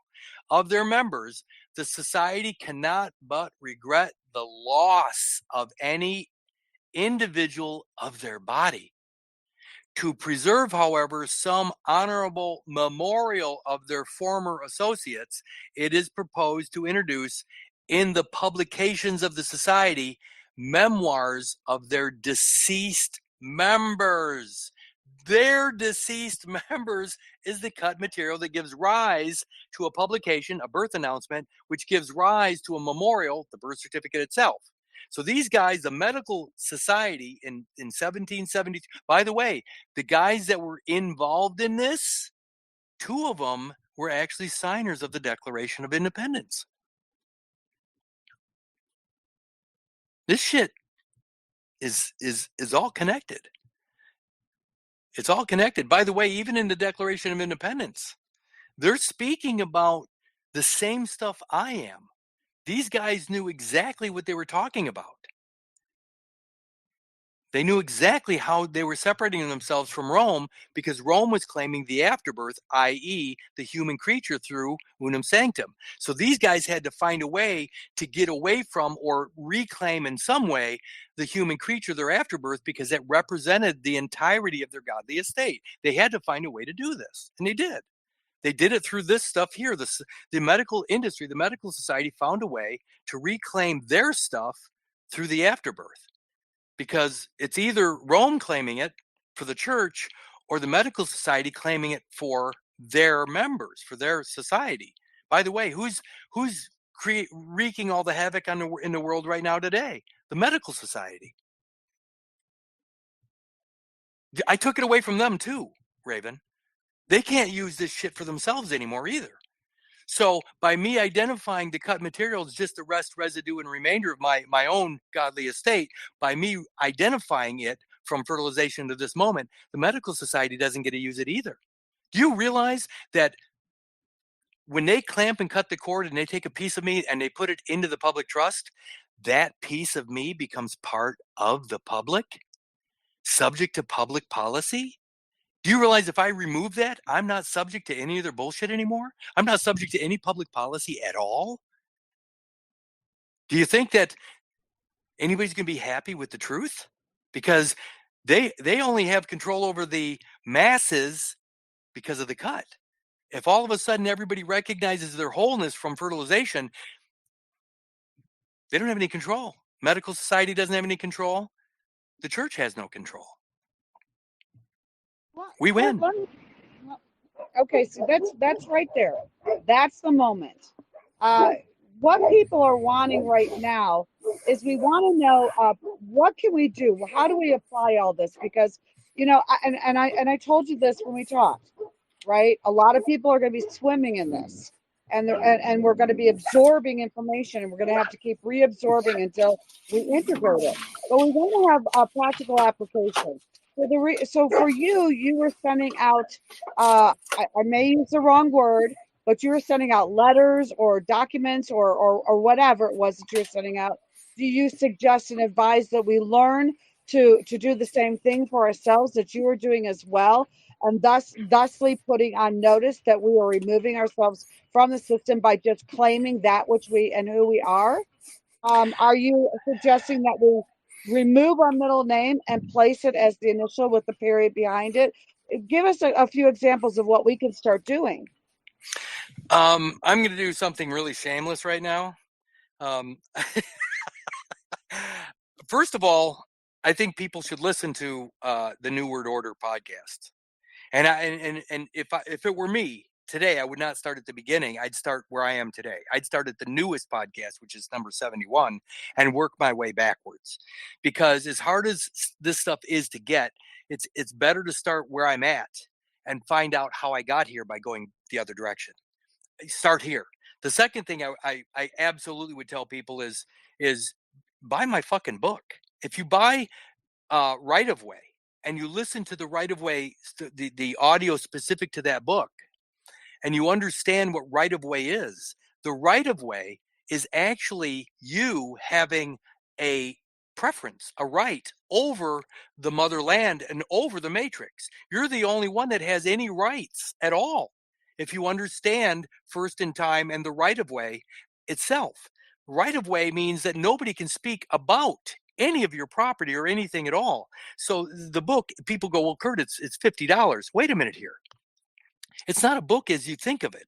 It's actually a transcription that can be used in a court case if you understand what the book is. It also has at 5 letters out of all the letters I wrote. I picked 5 letters out that people can actually see. Oh my God, these letters. And you can use them. You can use anything that I've ever written with my permission, as long as you know what it means. I mean, you can't just use my letters because they're incredible. You have to understand the meaning behind the letters. But I'm telling you right now, by reading the letters and understanding what I'm talking about here today, all present and accounted for from fertilization to last breath, the letters make sense. And then you go, oh my God, can I send a letter to somebody? I mean, can I send a letter to, yeah, you can act, and you have my permission to actually use them verbatim, which I would actually think you should do. The reason you should use them verbatim is because it took me 14 years to learn how to write this way. All you have to do is understand what they mean. I don't think many people can write the way I write. I'm just telling people the honest to God truth. The letters I'm writing are so unbelievably powerful. When the recipients get these letters, they don't last very long in office. Case in point, I sent 3 letters to the highest office in Illinois, medically wise, as far as health related, which is the IDPH, Illinois Department of Public Health, and he was an attorney and a medical doctor. And within 3 letters, he quit. Now, this is a guy that said this was his dream job. Well, he quit his dream job because I removed plausible deniability from his conspiracy or co-conspiracy in this unbelievably heinous act, and he quit. Next letter I sent was I'm not joking, to the Secretary of Homeland Security. Oh my God, how scary is that? The Secretary of Homeland Security. We're talking about all of the guns and badges in the United States under this one roof. And I sent a letter to her, and 11 days later, she quit. So these letters, when you understand the amount of power behind these letters, and you understand that we have all the power as the living supreme beings, you'll realize that the book isn't a book. It's actually a testimony. And you can use it as an expert witness if you want to call upon it as such. If you know what it says in there, you can apply the book. You can even apply the audio from the book to a court case if you really know what you're doing. It is. Think about it. You get somebody says, well, I ordered the transcript from the case. Yeah, you're going to pay what, $100, $200 for a transcription? Well, guess what? This right-of-way transcription, this book, the way it's designed, is an expert witness in every case. Because when you understand how to apply it, their fiction, fictio cita veritati, fiction yields to truth. When the truth of the matter is known, there is nothing for them to do. By the way, on a side note, if I remove the incentive from their court, if their court is going after the trust fund money, if I'm no longer party or a third party or within the trust or have an equitable position in the trust, if they have nothing to gain by bringing me into their court, would they bring me into their court? Absolutely not. They won't. If you remove the incentive for them to act upon a character that no longer exists, they're not going to fuck with you. Because it's not that that you won, it's that there's nothing for them to gain. If there's nothing for them to gain, you go invisible. You're done. The only thing that they have to gain is by bringing in the trust fund character into their courtroom so they can extract money like Raiders of the Lost Ark. That's literally what's happening. Raiders of the Lost Ark, the archive, the piece that was cut off of you is the Ark, and they're raiding that lost Ark. So when you remove their incentive, it's gone. The game's over. I've already ended the game. I just wish more people wanted to do what I'm doing. Let me ask you this, Kurt, and then I have a member here that has a question, and I want to get to her question, which I think you just partly, maybe in all, answered. But let's talk for just a second, because you're saying use my book, use my letters, use all I ask Use me and my testimony, because it applies to you directly. Everything I'm saying applies to each and every living being. I understand, but you were saying as long as you understand, and I really want to touch on this because aptitude is a real issue in a lot of people right now. And with the frequencies that are going on, aptitude is changing. So what happens there? Because we want to be able to make this available, even if we cannot totally immerse ourselves in the deeper understandings of this. Let's face it, you're extremely high intelligence. And not everybody's going to be able to keep pace with this. So what do you say to that? Excellent question. And here's a very simple way to look at this. If you have no way to explain what I do or what I'm saying, but you know what it is, then John 8:32. Remember, if somebody says you have the right to remain silent, anything you say can and will be used against you in a court of law. The right to remain silent, well, silence is acquiescence. So you never want to remain silent because you're agreeing to everything they're doing by staying silent. So what you really want to say is, well, you know what? Here's the deal. I'm a pacifist, and the reality is this: is I'm going to stick with John 8:32, King James Bible. And ye shall know the truth, and the truth shall make you free. That's the first thing out of my mouth. I mean, seriously, if all hell's breaking loose, that's the first thing I say. Listen, and by the way, it's a comfortable position when you know the truth shall make you free. It's already true. You're already free. It's by your own admission. Do you put the crown of thorns around your head that you imprisoned yourself with those belief systems. So anyway, John 8:32. This is what I'm trying to say is, even if you can't iterate what I'm saying or reiterate, John 8:32, if you know in your heart, if this resonates all the way down and you go, holy crap, fertilization of the last breath is the answer. Yes, it is. But here it is. John 8:32 is, and ye shall know the truth, and the truth shall make you free. That's the first thing I would, and by the way, at that point, I'm already comfortable. The second thing I'd say is, and I, for one, am all present and accounted for from fertilization to last breath. Knowing only those two things, that's the non-silence and the statement that you're all present and accounted for, means there's no lost at sea. I, for one, remember, even in the movie The Matrix, they keep referring to Neo as the one. That's what we're talking about here. We're talking about one life from fertilization to last breath. No false duality, no pretense at all. All present and accounted for from fertilization to last breath. What I'm getting at is, you're right. It took a long time for this shit to sink in and become obvious, really obvious. The reality is, it's true for everyone. So John 8:32 is also true for everyone. And ye shall know the truth, and the truth shall make you free. The truth is, I, for one, am all present and accounted for from fertilization to last breath. If only those two things. If you listen to all the podcasts, and it starts to sink in.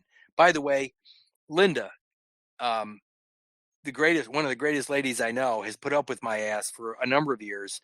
I am brutal in some of these podcasts, and I don't take any prisoners, and that includes Linda. If she says something that I know is not correct, I immediately extinguish it. I have to, because people listening might go, yeah, Kurt, it's wrong. And here's why. Linda is unbelievable for putting up with me this number of years. But what I'm getting at is, even Linda said the other day in one of the calls, I still struggle with this, because it's so deeply ingrained. These things that they've done to us are so deeply ingrained. Sin is deeply ingrained. Birthdays are deeply ingrained. I don't even look at I look at myself nothing more than a deprogrammer at this point. That's what I'm doing. I'm pulling people out of a fucking birthday cult. I'm deprogramming people. That's all I do now. And it's hard because people won't let go of these stupid ass beliefs that removes all their rights, all their property rights, all of their rights to life. It's doing it by their own admission, and they don't get it. They're the root cause of their own problem. These people that devise the system are laughing at us because we're so stupid. And I'm talking geniuses are stupid. Some of the brightest guys I know are still thinking, about trust law, or about the stupidest shit. I can't even imagine that these guys are that stupid. The 14th Amendment. You can't get dumber than that. The 14th Amendment is stupid. I mean, even if Section 4 says, and the public debt shall not be questioned. Well, guess what? That citizenship is a public character. The public character is built upon the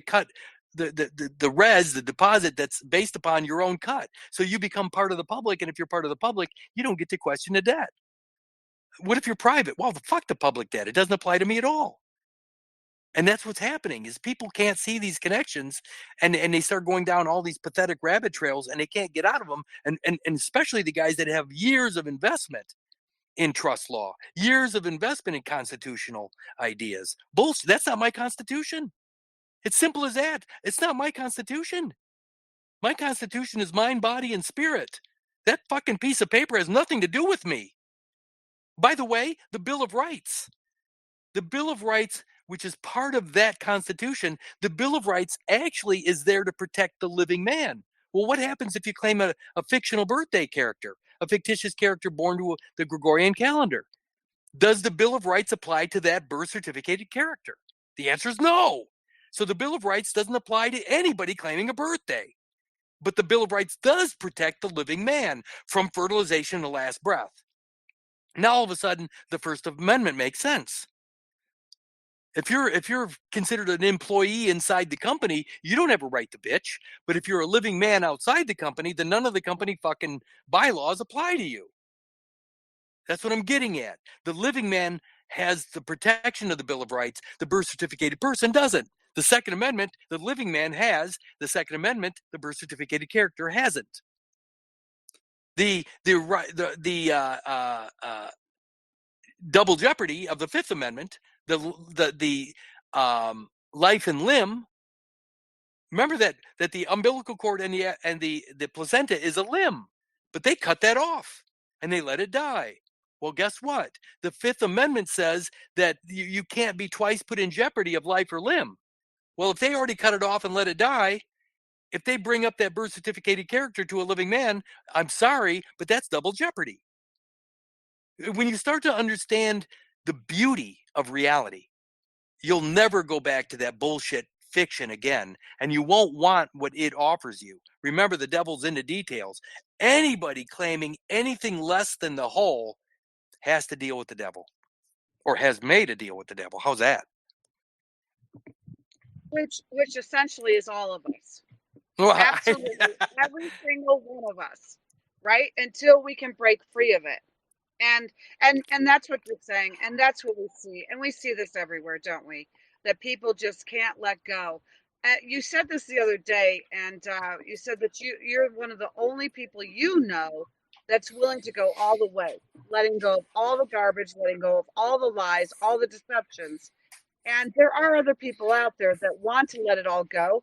And thank God we have people like you that have done this work to guide us through this. Now, I do want to bring up this question from one of our members. As this has been my question with all things that I've listened to like this. And it is only this very simply that by making such statements and filing it in their system, are we not seeking their permission to withdraw it from number one? And then number two, does that not acknowledge them as even existing and being in the position to either grant or deny that position in our own self? Well, first of all, I'm not asking permission from anybody for anything. That's I mean, if you're filling out any of their forms or speaking through their authorship, then you're bowing to their character. By the way, I have to take off my headset. My battery's going low, but just bear with me. I'm going to have to put you on speaker, I think. Hang on a second. If I know how to do that, I don't know. Remember, technology. I'm a total defect. Hang on. Let me see if I can do it. Can you hear me? Yes. Oh, shit. Let me figure this out. Hang on.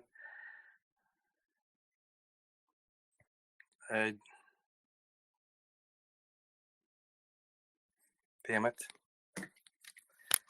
I hate to do this. Hang on. Let me do this.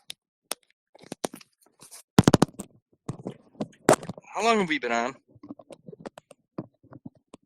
2, 3, 4, 5, 4 hours.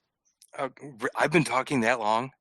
3, 4, 5, 3 hours. Yes. Oh my God. Okay. I think, I mean, I'm not going to be able to figure out how to actually do this with this window open on my phone. Any chance I can come back? Come back like another day? Yeah, another day. But let me answer the question before I probably have a couple minutes before this thing dies. But here's what I want to answer. I want to. Oh, thank you. Here's what I want to answer about that question. Any of their forms, if you're using any of their forms, you're submitting to their author. That's authority. If you write your own stuff, by the way, I'm not asking for anything. I'm writing letters that is just shining the light of truth on things. I'm not saying, release me, please give me my shit back. I'm not doing any of that. I'm actually just telling the truth. I'm not asking for anything. I'm especially permission. This doesn't require permission. So when I'm writing letters with my own intelligence, with my own spirit, and I sign it the proper way that I know needs in their world, and it's recognized as what, for convenience and consistency. When I know what I'm doing is the truth, I'm not asking for anything from these people or these persons or this corporate or this beast or this machine. That's where people don't understand. They're so used to asking, please release me, please let me out of the matrix, please show me a way out. You're not even in it. If you're listening to my voice right now, you're not in the matrix. You just think you are, and you think you need to come out. You don't. You're already out. You just keep reattaching yourself by through the record. You're recording yourself to their realm, to their matrix. The record is a record. The birth certificate is a record. You're recording yourself, plugging yourself back into infancy. That's all you're doing. That's the matrix. So as long as you keep claiming or plugging yourself back in every 365 days, by the way, that's a revolution. Every 365 days, that pilgrimage back to birthday is a revolution. And the Revolutionary War is actually the cut. The definition of war is competition over a particular end. The particular end is the cut. So the war is the cut. The war is competition over that link to God. That's all it is. So the Revolutionary War is the birthday. If I keep going back every 365 days back to infancy, it's a revolution. And if I claim the infancy, I'm cutting myself off from the present, which is the war itself. I'm fighting over something that already belongs to me. Do I have to fight over what's already mine? No. So again, don't ask permission. You're not asking permission. You're just shining a light of truth on something. And the moment it becomes true or evident in their own world, they're going to leave you alone. I'm telling you right now, they'll leave you alone if you know what you're doing. Remember, 22 USC 28AB says, when an owner arrives in connection with his baggage and effects, there is no IRS and there's no duty to perform. You don't have to jump. You don't have to, hop to their music anymore. This is wonderful. This is great. And before you get cut off by your system, I do want to say, yeah, right. I do want to say thank you so much, Kurt, for coming on today, and everybody for staying with us and listening and sharing. Kurt, when you get a chance, there's a lot of questions in this group. They're asking questions of you. You might want to come back in on the feed and read it. Maybe you could answer some questions. I do suggest everybody join his podcast, get his book if you're interested in that, definitely. And absolutely, Kurt. I have two more podcasts scheduled, and we can go for the third week with you if you want to. Yeah, So I'd love to have you back. absolutely. You let me know. I'll make it happen, and we'll just pick up either here or, today to me was about the foundation, getting the biology, so people understand how important it is. Because after that, everything is answerable. If somebody says, well, how does the trust work? I can explain that. I can explain speeding tickets because it all makes sense now. It all makes sense. But you got to know the root. You got to know the foundation. So it was pretty fun today, I got to say. It was great. What do you all think? Hit us up on the feed and let us know what you all think about this. And if you want to hear more, I've got next week is on self-responsibility. The next one's on another, and then we'll have Kurt back in 3 weeks. If you want that to happen, throw your hands up, because this was absolutely wonderful. This was eye-opening. This was just great high energy. I was watching people. They're just really getting off on this. They want this information. They want to understand where their freedom is, and when you have somebody like you that's done the work and applied your aptitude and your understanding to and your revelation to all these things, being able to simplify it and put it in our lap and say, here, take a look at this. This is just wonderful, Kurt. And I really appreciate you. I say that on behalf of myself and everybody else. Well, you know what? You and I had a great conversation the other day, and I loved it, and I love what you're doing. So, like I said, I'll make it available. I'll make it happen, and we can either pick up where we left off, or we can go back. I mean, sometimes this. I mean, you really need to know this. By the way, this illustration is amazing because the day 6, day 7, and God rested. Rest. But let me finish this before I cut out. I got to say this. So God rested on the 7th day. I'm going to go to the definition of rest. Because remember that when you implant into the wall of the uterus, you're resting. Okay, so rest defined, and then I'll get out of here. But let me see what rest is, because I do this all the time with Linda, and she does it with me, and we never know where it's going to take us, but it's really cool because it never disappoints. This never disappoints. Rest. Wow. Um, Sleep, repose, freedom from activity or labor. A state of motionlessness or inactivity, the repose of death, a place for resting or lodging, peace of mind or spirit. Wow. To lie dead, to cease from action or motion, refrain from labor or exertion. I'm looking to sit or lie fixed or supported. Oh my God, to remain confident, trust. And here's the biggie for me was to be based or founded. Oh, to remain idle or uncropped. Look at this.